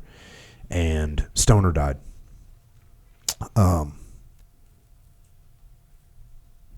And so it's like September 30th. And so I had a whole bunch of, press and all this like trip to the East Coast and all this stuff that I was doing for promotion of Discipline Equals Freedom Field Manual. And so whatever, that's all happening or supposed to happen. And, Stoner dies and kind of maybe a day goes by. So sort of like all these initial kind of like calls, we're all talking to each other. We're figuring out what's going on. We're starting to plan stuff. And like that time had gone by. That first like day had gone by of where you're kind of in the reaction mode of we have administrative stuff that we've got to do. And then it was, so now like that was gone. And it was the first like time where I was left alone with my thoughts. And I remember I was in my room. I don't know where my wife and kids were gone or whatever. And I'm just in my room by myself. And I'm laying on my bed in the afternoon, which I don't normally do. I'm laying in my bed in the afternoon. And I started to just freaking go down the spiral of anger and resentment and just unproductive, terrible darkness. And I literally felt the abyss like opening up. Like, dude, this is all shit. It's all dark. It's all horrible. And I felt that. I kind of like felt the draw of that. And I like stopped myself. And I actually sat up and I had this big box of Discipline Equals Freedom Field Manual. And there's a whole section in there about death. And I had to open that up and read that section of myself and get a freaking grip on reality. And that's the way life is. You are gonna need help. You're gonna need reminders. You're gonna need support. And for me to be able to refer back to a book, for that terrible moment in my life, that's kind of like that's kind of what these books are for. And the Leadership Strategy and Tactics Field Manual, obviously a much more positive book because it's about positive things. It's about leadership. It's about moving forward. But over time, you can develop these instincts. And over time, you can learn to deal with tough situations. But you might get into a scenario where you need some help, you need some support. And from a leadership perspective, that's what that book, Leadership Strategy and Tactics, is about. You might get really good at that leadership loop. When I'm having trouble making a decision, I'll whip that thing open and be like, hold on a second. Let me think through these steps. If you think through those steps, you get to the end, you're going to have a pretty good idea of what to do. Yeah. So, Leadership Strategy and Tactics Field Manual. Sometimes you got to refer, you know. I mean, we referred to the Bible today. It's a book many people refer to. Yes. Right? There's you can be rooted in things. We need reminders. You have a tattoo on your wrist to remind you of things. You have a hat in your closet from Marco's Pizza to remind you of things. We need to put those things in our lives.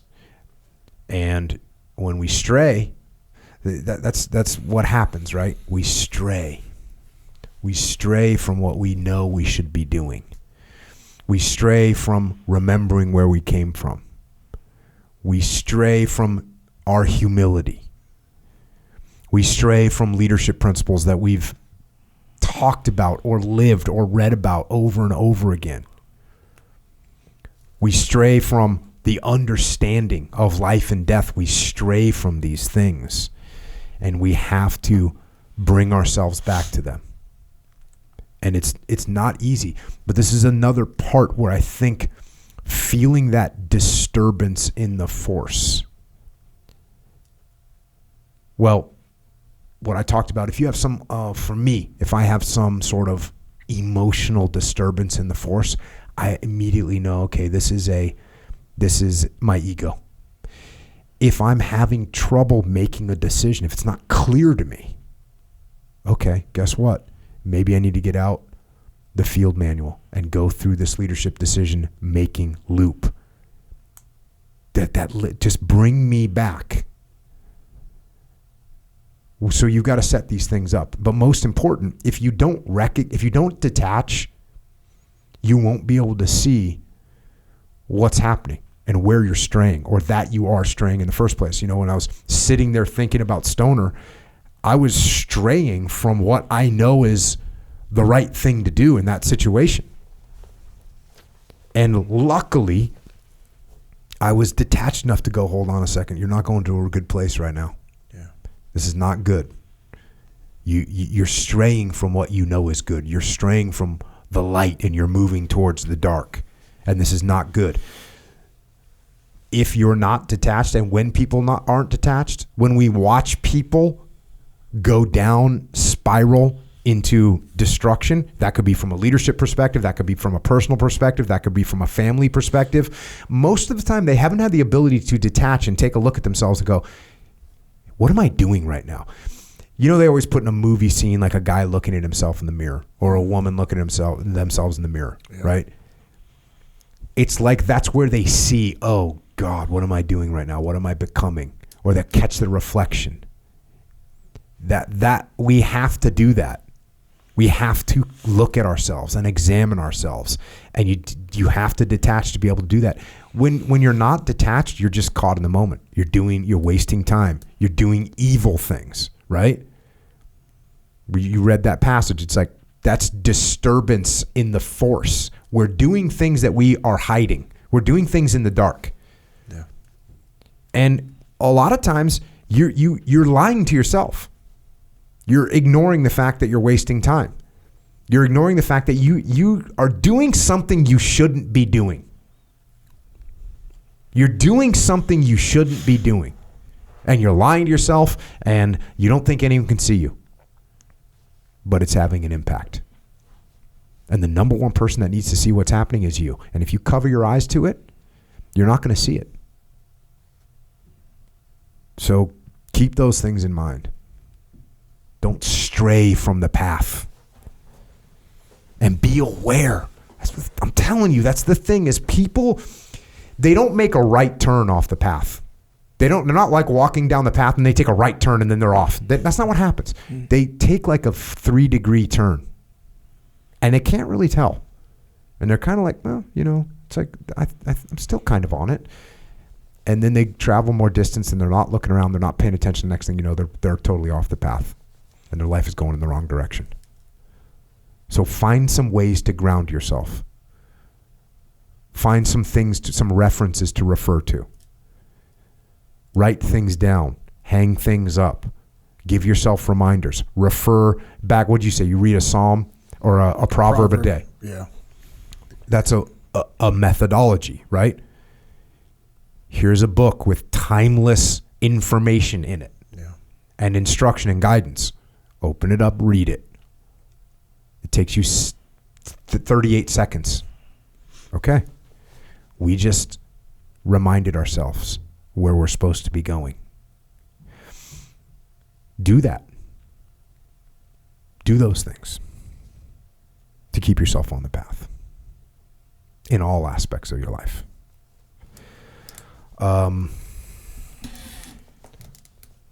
Probably good on the books, Leadership Strategy and Tactics. Feel me, I'll get it, but brand new edition's out. It's got a cooler cover too, by the way. Echo Charles. So Black we edition. Agree? Yeah, I like it. The original edition was olive drab, OD green, you know, and then this one we went Black Ops tactical. The more it's black is not actually a good tactical color in most cases. Actually, you know where I got the earwash? RoboCop, not the old school one, the newer one. I did not Michael watch it. Keaton. He was like, when they were formulating the RoboCop suit, which is classically silver or stainless steel, whatever.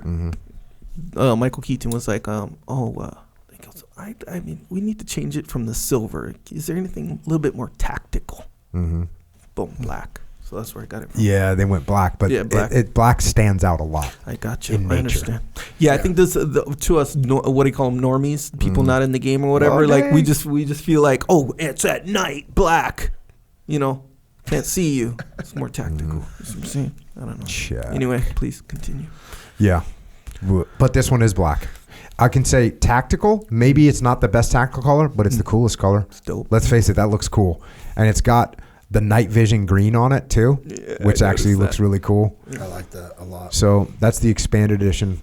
I always refer people to page 157, 158 in Leadership Strategy and Tactics Field Manual. It's like the 12 list of 12 things to do as leader. What's going on? What are you doing? No. These two are different. Right Well, now. okay. So the one that you have in your left hand is a fake copy. Okay, gotcha. It was like a proof copy of what the cover was going to look like. Yeah. But you can see the fake one is glossy. The real one is a little bit more matte black.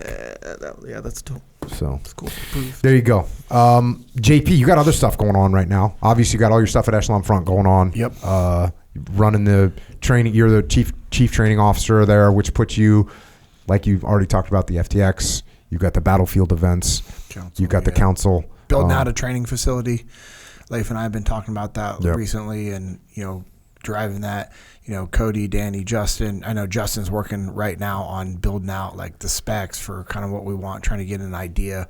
Working with Mike and our accounting department of hey, what is this training department going to look like, or like a training location where people can come and not just only have access to our field training exercise, but having a nice, awesome training facility with classrooms and being able to host and facilitate all aspects of the training that we do at Echelon Front. I mean, I guess the only thing that we couldn't replicate would be a battlefield review because, we're not going to be on the battlefield. You got to be on the battlefield. But these days, with some of the technology that's out there, being able to give really good briefs and vantage points and 360 degree, like the camera that you have, Echo Charles, we could walk someone around an entire battlefield, no problem, actually. And it'd be virtual, but dude, so we got all kinds of stuff we're working there.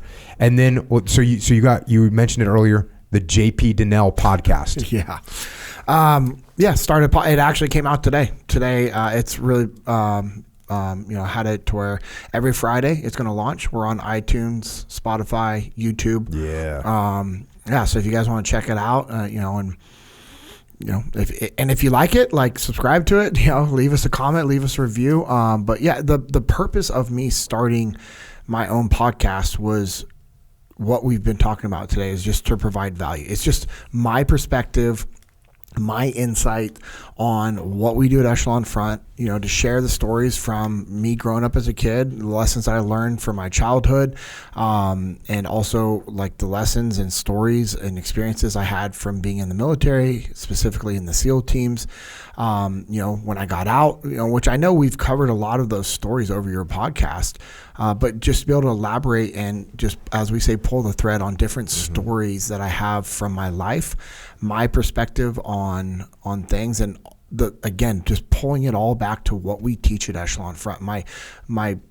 My intention is to provide value to people through the lessons that I've learned, the experiences that I get to have because of what I get to do at Echelon Front, to share people's stories, pull the leadership lessons out of people's stories and tie it back into what we do at Echelon Front, and just, also be able to share my faith and just have a different platform that it just hopefully reaches more people to provide value and bring them back to what we do at Echelon Front. And, my buddy Lucas is, producing and hosting and co-hosting it all with me. I met him because of the Jesus and Jiu-Jitsu podcast that I do with my buddies, Steven, Isaac, and Josh.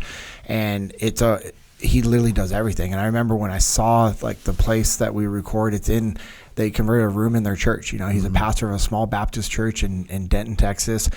And he created this when COVID hit hey, it's a way for us to get the message out to different people and provide value to people. And anyways, the guy's awesome. If you're watching on YouTube, you'll see he does not look like your typical pastor. He's got long hair, beard. He looks like a biker, it's a cool opportunity, and I'm thankful that I have someone like Lucas to be able to do this, because there's 0% chance I'm going to be able to do all the things that he does. Could I learn how to do it? Yeah. Could you learn how to do all the things Echo does? Yeah. But obviously. But when we look at a priority, he at just a presses time, record, dude. Dude doesn't do jack. and it just magically is uploaded, right? And messed up while you said that so quickly, immediately. But you act like you're shocked and surprised. It's like I already knew. The quickness was pretty impressive. It was impressive, bro. Yeah. So I'm You're very impressed with how quickly I can insult you. You're just ready. I understand. Good times. I'm thankful for that. And then other things that we've talked about before. Little Cattle Co. launched a few weeks ago, beef company I'm doing with Stephen Little, and that's been awesome. And then so where do people go to get that? littlecattle.co. So littlecattle.co. It's just our name as a way. So Little Cattle Co. is the name of the company. So you can find us on Instagram, but if you want to order beef, it's littlecattle.co. And what's cool is hey, if you just want to order 2 fillets and 5 pounds of ground beef, you can do that. You want to order, we had somebody recently reach out and they wanted to order a bunch of ribeyes for the team. Cool. Was that person named Jocko? No, not yet. I have failed to get you any of the beef yet. Hey, when you get an order for 27 ribeyes, I'll know. You'll know. Well, it's just crazy. It's only been a couple weeks, and we're getting everything. Literally, Steven's right now getting all of our resupply. We sold out of ribeyes and sirloins and tomahawks and brisket, and it just was pretty cool to see how that happened. We were able to, when we had the one-day FTXs last week in Texas, because we wanted to provide, as we do at Echelon Front, it's like, hey, you take care of the client, provide really good value. Part of it was we realized on the FTX is we could increase the types of meals that we're providing to our clients. Now, the hard part is how do we duplicate this? Because last week it was good because Steven was out there cooking hamburgers and sirloin and ground beef for everybody. Nice. So everyone had a 1/2 pound hamburger from Little Cattle Co.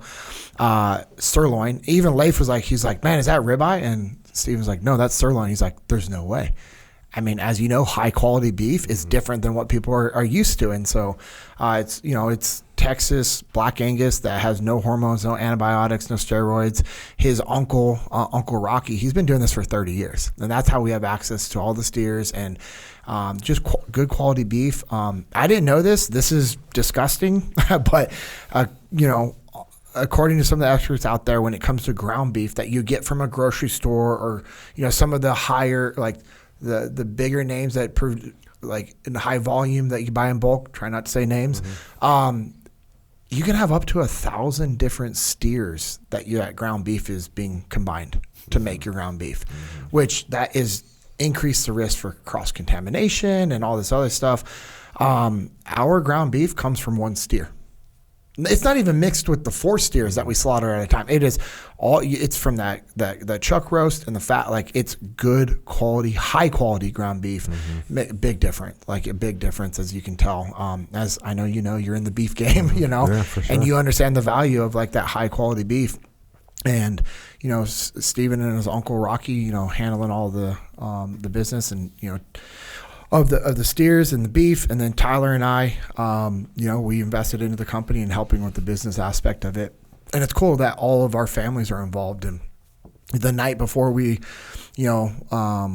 started fulfilling orders, like all 3 of our families were up there, and we prayed over the warehouse, and we prayed over the orders and prayed over our customers, because we also understand that this is an opportunity that we get to serve other people through our products. And so I'm thankful for that. And man, it's been really cool to see how it's God's definitely blessed the business already, which has been great. And then the other thing that we talked about is, the on the path printing that Josh and I have been doing. And both of us, it couldn't make it wasn't a top priority. And that was hard for us because our ego wanted it to be, hey, done. But we really both had to step back and be like, okay, hey, what are the other priorities that we have going on in our life? And I also had to listen to people that were like, hey, man, you got a lot of stuff going on. I'm like, yeah, I know. And then I realized, I'm like, okay, are they saying that because they're envious, or are they saying that because they care about me? And I realized that the people who were saying it was because they cared about me, and they were seeing something that I didn't see. And Josh and I had to put on the path on the back burner. Okay. Because it wasn't, could we have made it happen sooner? Yes, but it would have impacted other stuff. And as you said, hey, a lot of stuff going on, including what we do at Echelon Front. Well, Echelon Front is my number one. It is my number one. And I had to reiterate that to most people. The reason why I'm doing my own podcast is to provide value and bring people into the ecosystem that we have with Echelon Front, Origin, Jocko Fuel, and yes, the other things that I do, the ministries I help out with, my buddies, Walking in Truth Ministry, those pursuit events, Jesus and Jiu-Jitsu. I'm trying to help, but my main focus is always going to be Echelon Front. And I think I share this with you. If not, well, I'm sharing it with you now. I also realized if something was to happen to me, what's my family have? I mean, I know you and Leif would take care of my family. I was going to say, you don't got to worry about it. I know, but I hear you. The reality of that is, at what point? I mean, I know I have investments, and Amanda and I, we've been good stewards with our money. God has blessed us. We tithe as an act of worship, and we also are trying to be good stewards with our money in regards to investing and saving. But if something was to happen to me, what would my family have? No, my wife, she's a rock star. She's a gangster. She'll make it happen. I don't want to put that burden on her and the kids. And so I looked at Little Cattle Co. because I knew the intent that Stephen and his wife Amanda had was it's a legacy play. They're not building it to be able to sell it. Now, we all say that, and they could, hey, some company comes in and is like, hey, we're going to give you $100 million for it. I'm like, hey, Stephen, we need to have a conversation, dude. You could probably take care of your family with some of that money. Yes, yeah, my equity would probably turn out to be very well. But it was looking at it from a different perspective of like, hey, I love what I do at Echelon Front. I mean, you guys provide for me, you guys take care of me, and you bless me for sure. And I know you guys would give me the opportunity to earn it, but I wanted to look at, these different things as hey, if something was to happen to me, or let's just say I couldn't, something happened to me and I couldn't continue doing what I do at Echelon Front, how do I ensure, stability for my family? Like, how do I provide stability for my family? And I was like, okay, well, Little Cattle Co. is an option. On the Path Printing is an option. The investment that I made into Jocko Fuel is an option. Other companies is an option. And so it's a lot of little different things that if something was to happen, my family still has stability to where I'm not a burden. Like, I never want to be a burden. And I've been a burden in the past because of stupid decisions. And I'll never I don't ever want to put my family in that position again, ever. Yep. And so just trying to be diligent and a good steward of what God has given Amanda and I. And that was for me, Little Cattle Co. on the path. I mean, I hope it's very apparent, everything that you guys allow me to do at Echelon front, but then Origin and Jocko Fuel and other companies I've been able to put funds into. For me, it's, I just want to be a good steward of what God's given me. Yeah. Well, no, that's friggin', of course. That's like always got to be a priority. Well, actually, let me take that back. It's not always a priority, because at a certain point, we are in life and we don't have the luxury of being able to think that way. Yeah. And, if you look at you 8 years ago, survival, you were in survival mode. Yeah. That's the way a lot of people live. And so it's awesome that you can now like look up, look out, and be like, okay. And it wasn't an overnight thing. And that's why I try to explain to other people who are in hard, like tough situations. Like I'll tell them, I'm like, hey, you're living my life that I was living. You're living the life that Amanda and I were living 6.5, 7 years ago. Mm-hmm. Right now, I have friends right now that are just, it's tight. And I'm like, hey, man, keep the main thing the main thing. Yep. Don't get distracted. Just keep like doing what you're doing. You're on the right path. It takes time. Like what I've been able to do took time. But it seems like this. Mm-hmm. It seems like this because all like my buddies, my friends that I'm talking about, they remember that. Mm-hmm. They were a part of those times. And now it's like, hey, this took some time. And you and Leif both said that to Amanda and I. You're like, hey, this is going to be 3 to 5 years of grinding it out. We build a team, and I built that team at the 5-year mark, like we kind of thought we were. And then it's like, hey, there's still going to be another 3 to 5 years of grinding it out after you build the team to get us where we need to be, to where we can be more strategic. And with that, with the whole discipline equals freedom mindset that you have in the manual that you gave, Amanda and I were very disciplined with our finances. We weren't in a rush to buy a house. The house that we bought, it was a blessing for sure. We did it over a handshake with this guy. Mm-hmm. And it's funny, like there's some things that are coming about that we're like, we got to work through these things with this new house. But it's like, hey, that's just part of owning a home. Mm-hmm. And we also understand that it's, hey, you know what? Because we've been diligent with our savings, we can, like, we're not stressed. Oh, like you've got some surprises with the house. Surprise. Yeah. And I'll tell you what, like, what you're talking about is like that, that feeling creeping in earlier. And it's everything that we deal with in life is spiritual warfare, man. And, I started to kind of go down this bad rabbit hole of thoughts towards this guy that sold the house to us, because I was like super frustrated with some of these things that were popping up. And then I had to remind myself of the conversations that I had with the guy. I mean, when we walked through the house, they were playing praise and worship music. And I noticed that. I'm like, hey, I like the music that you're playing. He goes, yeah, my wife said if somebody doesn't want to buy our house because of the music, then they don't deserve to buy the house. And I'm like, okay, that's kind of cool. And then the fact that the guy honored, like when we got to the end of the house and I'm like, man, this is a beautiful house. I've sent you pictures. You've seen it. You're like, man, awesome. It's amazing. And I remember looking at Amanda because I asked the guy, I'm like, hey, what's the next steps? And we're literally looking at, there's people outside the gate waiting to come look at it. We were the first people. And he said, well, talk with your wife. And if it's something that you guys think you like, just make an offer this weekend. Well, I knew the amount of people that'd be looking at this house. And I look at Amanda and she has like tears in her eyes. I'm like, I'll get my checkbook ready for this one. And, because we had lost a lot of houses from being outbid and people coming in with cash deals. And I was talking to you constantly, like, hey, what do I do now? And Leif, what do I do now? And every little black belt move that you guys had for real estate, it just wasn't working. And Amanda and I both had to understand, like, okay, then this isn't the home that God has intended for us. And what I was able to do was, look at Amanda and realize, okay, cool, she wants this house, and we're talking, and I can picture Amanda just like tear. You're like, how do you like it? She's just like can't even talk. Just tears in her eyes. And she's like, and so we, talk back and forth, and it was cool because I just looked at the guy and I said, sir, can I buy your house? Which I know is like in real estate, you don't do that anymore. Well, what was cool is he was a listing agent and it was his house. So I was able to it's just a unique, amazing opportunity. He puts his hand out, we shake hands. He goes, the house is yours.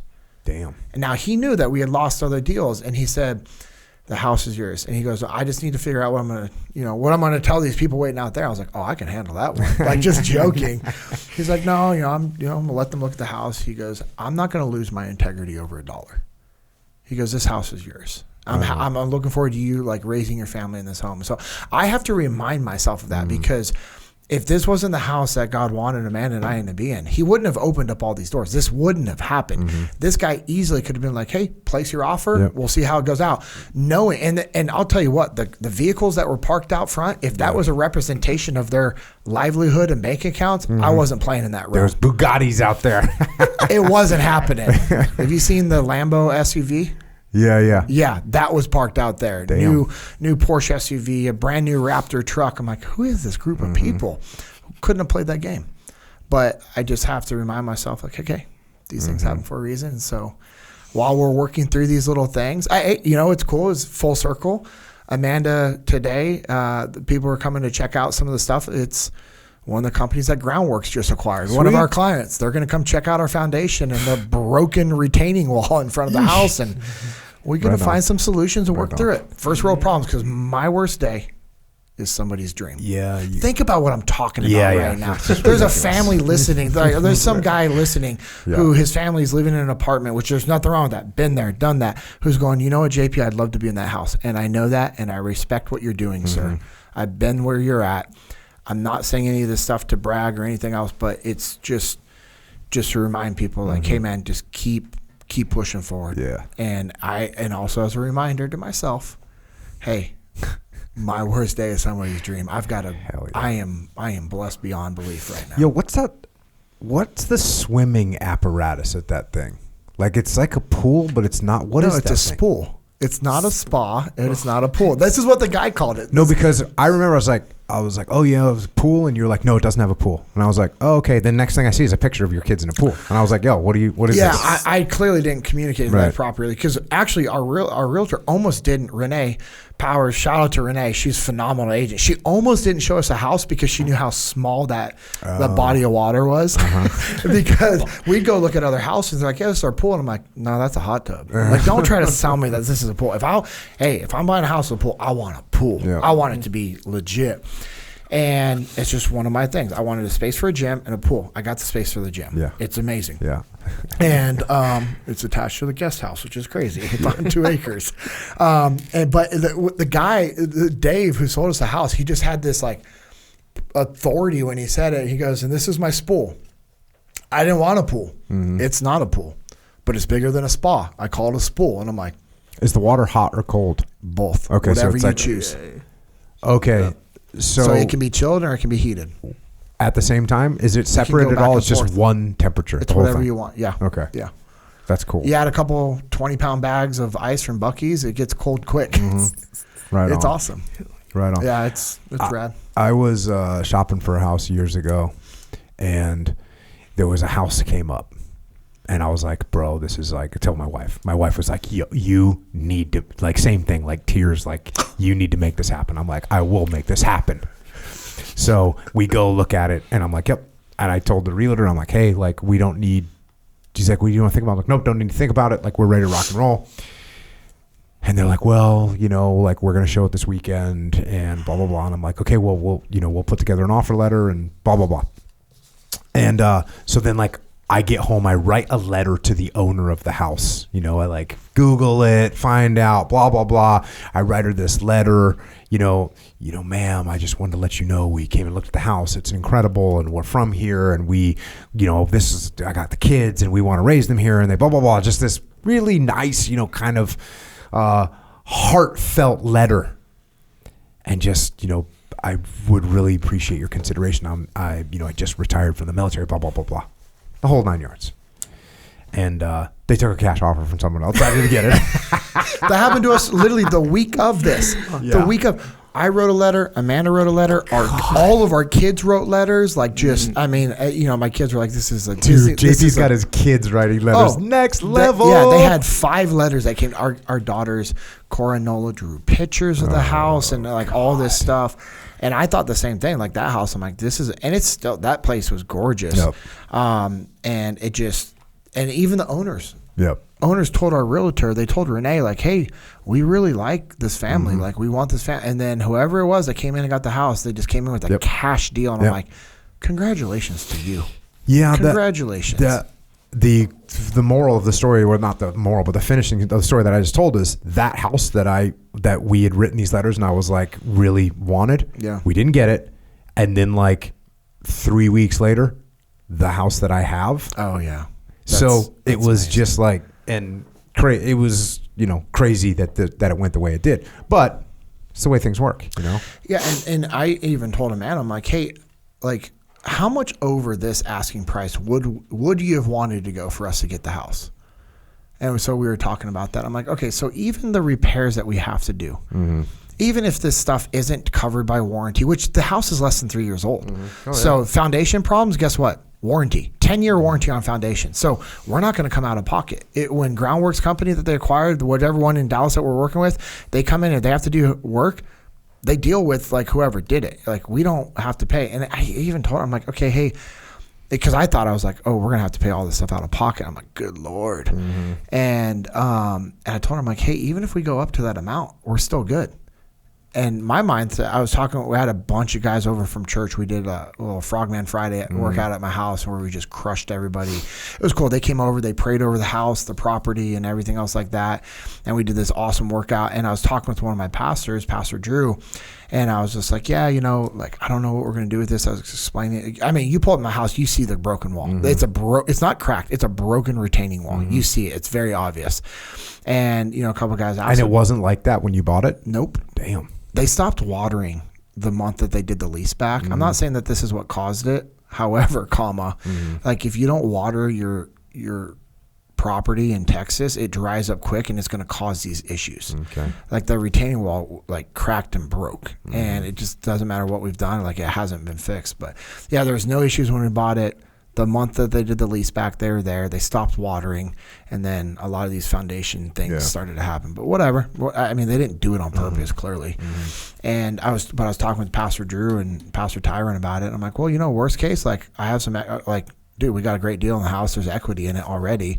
If I had to take out a loan, I'm just going to redo the whole retaining wall and the backyard and create the most epic backyard pool setup that I like, to where it's what we want, and I never have to like. Sure. Cool. Why would I take a vacation when I have this set up? So good. Yeah, we're retaining good. wall broke. Good. Build the backyard you want. When you were talking about how much money your wife is willing to spend, we were having this random conversation with my whole family. We're talking about like my dog, and they're like, well, how much because one of our friends had a dog get sick, spent a bunch of money on it, and so the conversation starts getting fired up with what would you spend? What would you spend? Don't ask me that question. So my wife. One of my kids, well, what about you, Mom? And my wife's like, I consider Odin one of my children. I was like, oh no. It's like, that's a big ass price tag, bro. Yeah, I consider Odin one of my children. I'm like, okay, so let's hope this dog doesn't get too sick, or I'm gonna be freaking broke. That's what's going down. That sucks. So mine's like, what's the price of a 9mm round? Awesome. I'm just saying, like, it's a dog. I'm just kidding. Somebody's losing their mind over that comment right now. I'm kidding. Somebody definitely is. You're kidding. Check. Don't watch the YouTube right now. I'm just kidding. My facial reaction. What else? We cover everything? We up to speed? We got the stuff done? Hey, if people are coming to the muster in October and they want to hang out, we're actually doing a Jesus and Jiu-Jitsu event the Saturday after the muster. So October 21st. Okay. In Dallas. This is in Tejas. And it's going to be no gi. Right on. We usually do gi. This will be no gi, so it'll be easy for people to travel with rash guards and shorts. And Stefan Banta, who is the #1 ranked brown belt in the world, is now a black belt under Joao Rocha. He's going to be teaching the seminar, which is rad. Where is it going to be? Is it going to be where we do the muster stuff, or is it going to be somewhere else? No, that would have been cool, but that would have cost us a lot of money. We're a ministry. We don't have a lot of money. But it's going to be at Double Five Mid Cities. Okay. So one of the affiliate gyms. How big is Double Five Mid Cities? I'm just thinking that when people hear this, I mean, if that's the problem, is there a sign-up thing, or is no? this It's all just hands? All hands. Like, hey, just First show up. It's free. Have fun, JP. I mean, cool. No, that would be. people. Hey, if we had it to the point where there's so many people that we couldn't do jiu-jitsu, and we had to rotate people out. I mean, that's a great problem to have. Cool. I did think about like, oh, maybe we could host it. Hey, here's the deal. If I get hundreds of messages on Instagram, we'll figure something and our out. Jesus and Jiu-Jitsu page gets hundreds of messages, then I'll do something to raise some money to where we can rent out mat space. We'll figure out something. Who knows? Yeah. If that happens, that's a good problem, and we'll work through it. But free Jiu-Jitsu and Jesus seminar. Yep. October 21st in Dallas, Fort Worth. And that's Double 5 Mid-Cities. Yeah. Muster's already sold out. I mean, we have the San Diego Muster coming up. It's selling out quick, too. So just be advised of that. So cool. There you go. JP. What else we got? We got Jocko Fuel, obviously. We got Hydrate. We got Greens. We got Jocko Go, which I'm drinking 1.5 at this point in time. We also got... what else we also got? That new pre-workout. Oh, the new pre-workout. The new pre-workout. Look, I know you're a pre-workout guy, right? Let's go. And I have now been toying with it, right? Because it's crazy, bro. Experimenting with it. It's crazy. Yeah, it's crazy, but it's freaking damn, dude. I only drank one Go during this in case I was going to get like a little dry scoop hitter of that pre-workout. Dude, I didn't know. It's no joke. It's so good. So that's we got the pre-workout that's out. We got Mulk, which is a godsend. Yes, it is. Where else can you just get 30 grams of protein in less than 30 seconds? Yeah. Less than 30 seconds. Yeah, see, and I did notice that too recently, where, you know how, like, I'm sure you've downed the RTD ones, right? Mm-hmm. You've downed a whole one in one hit, right? For sure. Okay, so I've never done that with any other protein drink. Okay. I've done this probably 50% of the time with this one. For real. Because it's and I was thinking, maybe they're just smaller. I don't know, maybe, but it's because it tastes good. And here's another hack. I don't know if you'd call it a hack, but you know how, like, after jiu-jitsu, right? You're drinking your water or whatever. You go home and you're like, I'm kind of thirsty for like a water or a cold ice, something like this. Yeah. Bro, try drink a Mulk. Yeah. It's actually kind of like on the refreshing side, but it's still that hitter. Bro, and I'm going to put B-Little on blast in the Jocko Fuel team. Will there ever be a strawberry RTD? I think it's on the product roadmap, but you know what is coming? Ooh. Coffee. Oh, that coffee one. I tried it when we went to the Origin Summit. Yeah. They had it. Yeah. I've told a few people. I'm glad you said it because I've been very cryptic when I talk don't know about if it's probably secret. Whatever. I don't know. Sorry. If it is. Wait, is it coffee or coffee flavored? Yes, coffee flavored with caffeine and protein. Okay. Yeah, so it's like a freaking... Okay. I'm okay with that coming before Okay, so strawberry. I don't drink coffee and I don't like coffee, but of course I had to try it just to see like what the deal is. Yeah. Here's the deal. Do you know what tiramisu is? Tiramisu, yeah. Tiramisu is good. Tiramisu has some kind of like coffee in it, right? There's something in it that's coffee. What's that other small coffee called? Espresso. Yeah, it's got something like that in it, right? Tiramisu. This somehow tastes like tiramisu. Like it tastes sweet. It's good. So anyways, we got that coming. What else? Jocko Fuel. Hydrate. So hydrate, and I told you this, right? I told you my morning routine, daily, non-negotiable. Hydrate, creatine. If you're doing a workout first thing in the morning, you add the pre-workout. Yeah. Boom. Report back with your success. So you're saying you mix hydrate, pre-workout, and creatine all in one drink? If I'm working out first thing in the morning. If I'm not working out first thing in the morning, it's just the hydrate and the protein. Yes. Hydrate and the creatine. Yeah. Oh, yeah. See what I'm saying? Hydrate, creatine, boom, water, easy money. Aiden's been on the creatine Mulk train. Oh, yeah. That kid is getting big and jacked. Yeah, he is. You're freaking legit. I can't wait. The senior wrestling season. I am so fired up. It's on. It is on. Yeah. Damn. Oh, yeah. Speaking of hydrate, so I was talking to my daughter, my oldest daughter, the other day, and like we were just talking, and all of a sudden, and she was coming home from jiu-jitsu. She's coming home from jiu-jitsu, and all of a sudden, I'm like saying something. She goes, "Yes," and I was like, "What?" She's like, "Oh, I had hydrate in my bag," and I was like, "Yo," she's like, "I got that little addiction." When you get done training, bro, when you get done training and you're just sweat everywhere. Yeah. So I also travel with them because travel dehydrates me. I think it dehydrates most people. So I always have one in my backpack and my fanny pack. Like I have a few of those little individual hitters, and it's just you mix that on the with your water on the flight. You're good, and it's kind of a dessert thing too. Again, juice. It's sweet. It tastes sweet. And it's freaking good. And also it's got vitamin C in it. It's got like 100 milligrams of vitamin C in it too. So when you're traveling, it's like all good across the board. Anyways, there we go. JockoFuel.com. Go check it out. Go to Vitamin Shop. Go to GNC. Go to Military Commissaries. AFES. HEB down in Tejas. Thank you, Tejas people. Meyer up in the Midwest. Thank you all. Crushing. Harris Teeter. Lifetime Fitness. Shields. Small gyms. Jiu-jitsu gyms. CrossFit gyms. Strength and conditioning gyms, just gyms, just people, places where people get after it. If you own one of those, go just email jfsales@jockofuel.com and we'll set up a wholesale account for you. If you go to one of those places and you want it, tell the owner. Let's make this happen. So there you go, Jocko Fuel. Get better, get stronger, get faster, get smarter, whole 9 yards. OriginUSA.com.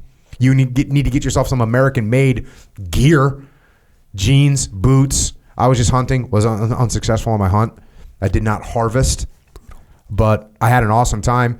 I was so close to elk. Cam Haynes he killed an elk. The elk was 2 yards from him. What? How? 2 yards. Because it walked up and couldn't see him because he's in full Origin Raptor camo. 2 yards. That's all you know. 2 yards. Man, it's on video. The video's not that great. That could have been an awesome hatchet kill. Oh, it could have been. It would have been. But it's an awesome kill anyways. Just freaking epic. Yeah, the camera work. Rihanna was doing the camera. God bless her. She was doing multiple things. She was calling. She was filming. She had all kinds of things going on. But it is a savage video. And anyways, Cam Haynes, Raptor camo, 2 yards, elk screaming in his face, kills that thing. Just he said he goes, that was in self-defense, bro. I would have been just freaking frontal shot on an elk. Anyways, Origin USA, check out the hunt gear. Jiu-jitsu gear, obviously. We're doing jiu-jitsu. Get your jiu-jitsu on. Gi, no gi, rash guards, boots, jeans. That's what we're doing. All made in America. You're not going to support communism. You're not going to support the destruction of the environment. You're going to support freedom. You're going to support taking care of the environment. That's what you're going to do. That's what we're doing. OriginUSA.com. Go get it. RTX gear too, by the way. Oh yeah, you're wearing that thing right there. Yeah. Just also, the comfort t-shirt, zone. It's super comfortable. But also the RTX shirt I wear as my undershirt for travel for Echelon front. So it's perfect. It's the black shirt under my Echelon front polo. It's an antimicrobial. Yeah, we'll go with it. Right? Yeah. Very you said something else, but we know what you were talking about. Microbial. Anti-funk, right? Oh, yeah. Sure. So it's great because then after I get done, I could take off the polo, travel in it. It still looks professional enough, clean enough to where it doesn't look like unprofessional. I can get a workout in there with that same shirt later that night, and it helps with my packing. Do that RTX line. The shorts, Anthony Kronk, he was at immersion camp. He helped as an expert. One of my black belts under Formiga. I saw him the other day at the gym, and they're no-gi because we got no-gi pants today and tomorrow in Dallas. And he's like, bro, I haven't worn any other type of shorts since immersion camp. These RTX shorts are incredible. So you know what's weird about the antimicrobial and anti-stink funk? The first set of RTX shirts. So Pete sends 2 to me and 2 to Kip, and we get them. And 3 days later, 4 days later, we're on just 3 of us are on a call, and I was like, "Yo, my shirt freaking stinks," and Kip's like, "Yo, mine is heinous," and we were like, and Pete's like, "I don't know," and anyways, it turns out the initial ones that they sent us were just sewn, but they didn't have the treatment to it. And so they just reeked, bro. I threw it away. But that anti-smell, that anti-funk material or the treatment that it goes through is totally legit. Oh, it's and incredible. if you don't have it, you would have a problem. Luckily, we got it. Yeah. So that's the RTX line. Anyways, OriginUSA.com. Get some. JockoStore.com. Named and created by Echo Charles. Kinda. Yeah, sure. Okay. What do we got there? Well, we're all represented in our own way. No, true. Yeah. It's true. Yeah, there we go. So if you want to represent the discipline equals freedom, which is the roots, the source, like JP is as well. There you go. Yeah, man. Oh, yeah. We got shirts and hats and hoodies and stuff like that. A lot of shirt locker. Reminder. Shirt locker. New shirt every month. I think it's the only T-shirts my father-in-law wears. Yeah. My father-in-law, Jeff. He He loves all the design. I know I've said this Same before. with Jamie's dad's the same way. Yeah. Jamie's dad is 100%. He's just shirt locker all day. Which is awesome. All day. Yeah. Hey, is the shirt that K-Dog was wearing today, was that shirt locker? It said the discipline will not allow this. Yeah, shirt locker. Is that brand new? No, 2 months ago. Okay, bro. Discipline Some people around here don't have that. Hey, some people got it, some people don't. You know. But hey, you determine your own involvement. You see what I'm saying? Yep. So yeah, if you are involved, new shirt every month. Designs are good. Last one, yin yang. Oh, I haven't seen that Discipline, one yet. freedom, yin yang. Yeah. It's freaking pretty solid right there. Actually, it's not out yet. It's not the first yet. Mm-hmm. So yeah, actually when this comes out, it'll be out. But anyway, we'll see. People seem to like the designs. That's what I'm saying. So yes, it's on jockostore.com. If you like something, go ahead, get something. Yeah. Yo, if you need steak, by the way, we got some options for you. We got primalbeef.com. Freaking legit, awesome steak. I must have had 9 of them in the past 6 days. Yeah, I got mine too, by the way. So the kid, you know how it comes with dry ice, right? Yeah. You know, a lot of time when we ship stuff, it comes Kids with like dry. the dry ice, Bro, the kids love the dry ice. It's like a potion you put in the water. Anyway, that aside, the hot dogs. Mm-hmm. Bro, you can tell when it's like a sweatshop hot dog and like a primal for beef, real hot dog. A primalbeef.com. Oh hot yeah, dog. bro. We chopped it up, put it in the chili. Oh man. I don't know how they do it. Yeah, well, I know how they do it. Oh yeah, the fruit finished. Yeah, they got all kinds. They got it going on. Oh yeah, they know. So what we they're got doing. primalbeef.com. That's in Virginia. We got Colorado Craft Beef, by the way, which is emerging onto the scene.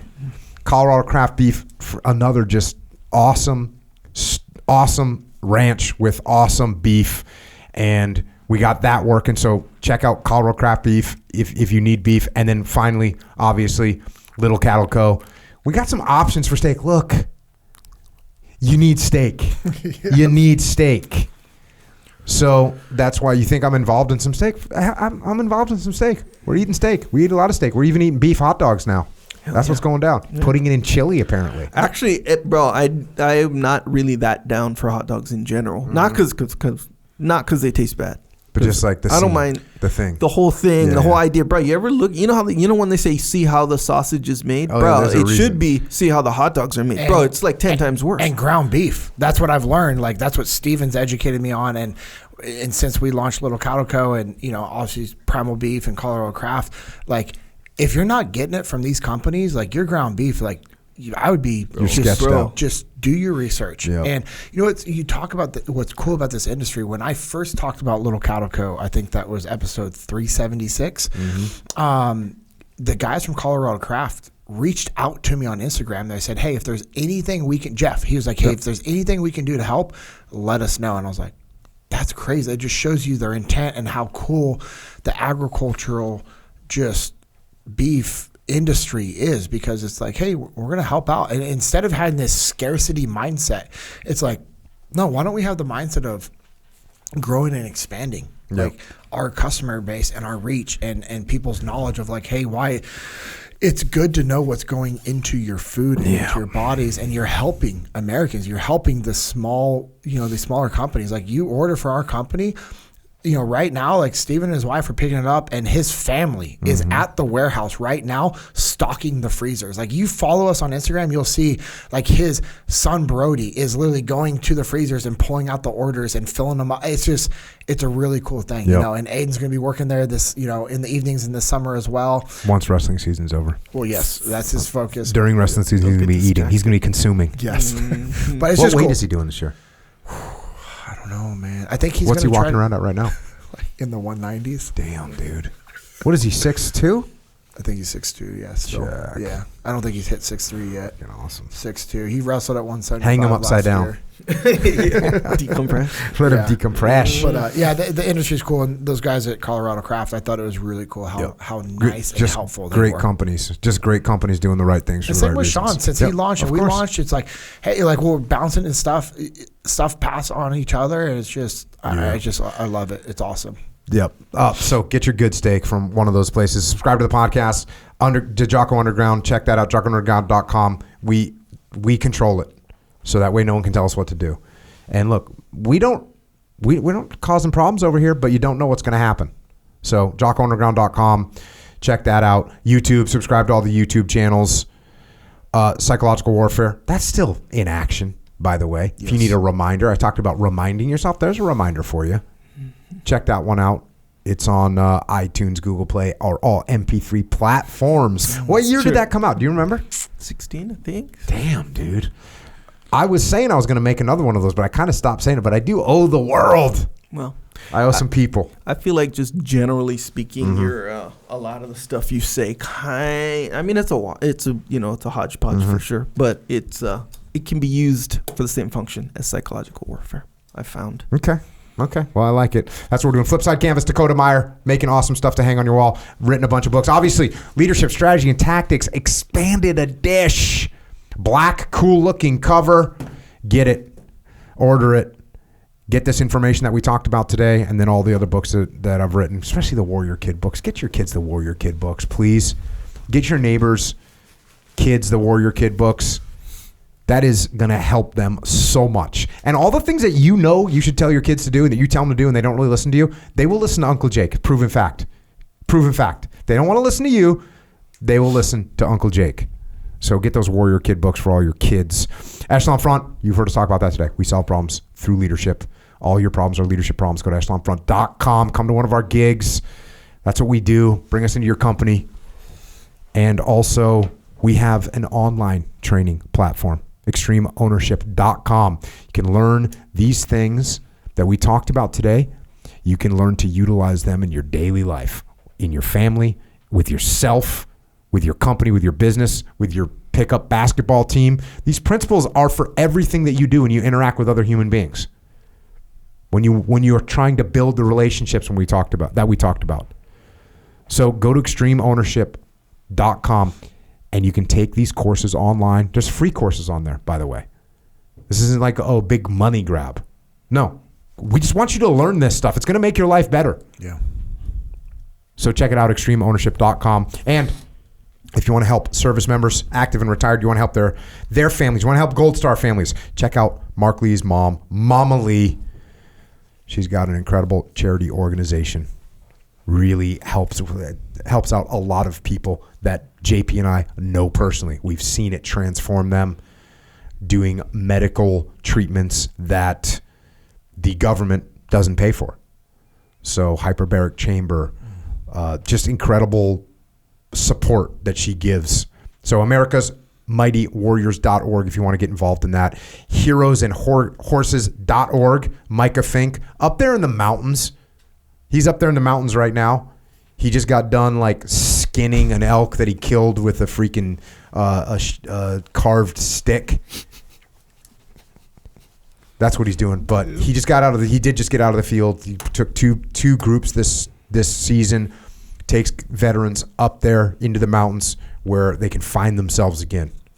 And it's helped guys out so much. So check that out, heroesandhorses.org. Also, Jimmy May's got that organization that he started beyondthebrotherhood.org. Heck yeah. Jimmy May helping guys figure out what their next mission is going to be and help them get into that next mission. So there you go, beyondthebrotherhood.org. If you want to connect with us, JP is on Instagram. He's on Twitter at JP Dinnell, 2 N's, 2 L's. And little story behind 2 N's, 2 L's. That's what Stoner told me. I was about to write your name on something, and I was like, we got Dinnell, and he's like 2 N's, 2 L's. And I don't know why I remember that, but I just remember him saying he knew that I wouldn't know how to spell it. Yeah. And he's like 2 N's, 2 L's. Check. So that's why I've never misspelled your name. That's amazing. Echo is at Echo Charles. I'm at Jocko Willink on the social media things. But just be careful, because the algorithm, the time waster, the dark pervert of wasted time is on there. It's in there. It's in Instagram. It's called an algorithm, and it's got your name, and it knows what you're trying to think about, and it's going to intercede as much as it possibly can and waste and destroy your life. If you let it, it will waste and destroy your life. That's what it'll do. He'll send you from one thing to the next thing, to the next thing, to the next thing. Hey, have you ever gotten led out of an Instagram scroll session? Have you ever gotten led out where it's like, hey, this just took me to something that's less interesting than the last thing, so I don't want to look at it anymore? No, it doesn't do that. No. Every single thing is selected based on the way you look at that screen and how long you look at something. And then it figures out what can entice you, and it shows you like an A-B. Like it first shows it, well, maybe he's going in this direction. Oh, no, he's not. He's going there. Oh, okay, give him 4 more of those. This thing is freaking evil. So just get off of it. You want to check in. But I'd rather you don't, honestly. I'd rather you don't check in. I'd rather you just do more burpees. That's what I'd rather you do. JP, thanks for coming down. Thanks for joining us. Thanks for everything you've done for me, that you continue to do for me, everything you did for the teams, everything you did for our country, and everything that you're continuing to do now with everything that you're doing. All the lessons that you teach, the principles, spreading the principles. Just thank you. It's thank you. It'll never cease to amaze me, everything that you've done for me, and I appreciate it. Also, thanks to all the men and women out there who are serving right now and who have served. And if I might say so, we didn't talk about this much today, but I want to give a special and solemn appreciation to the snipers and machine gunners, right? Which JP was both a sniper and a machine gunner. And our machine gunners and our snipers kept so many Americans alive with their skills and their tenacity. So, special thanks tonight to all you pig gunners out there and all you snipers in the military. Thanks for what you do. And also, thanks to our police and law enforcement, firefighters, paramedics, EMTs, dispatchers, correctional officers, border patrol, Secret Service, and all first responders. Thanks for what you do to keep us safe here at home. And everyone else out there. Leadership is hard. Life is hard. And making leadership decisions is one of the hardest aspects of leadership, but it doesn't have to be. It doesn't have to be. You can follow the protocol. You can check the list. You can go through the loop. You can go to the book. You can refer to the book. You can use the book. And this applies not just to leadership strategy and tactics field manual. Set up those reminders so you don't stray from the path. Refer back to the things that ground you as a person. And then detach, take a step back so you can really see what's happening in the world. Don't get caught up inside your own head. You got to take a step back. That's what you need to do. And keep an open mind. Closed minds don't make good decisions. Closed minds don't see the mistakes that they're making. So detach, keep an open mind, and lead. And until next time, this is JP and Echo and Jocko out.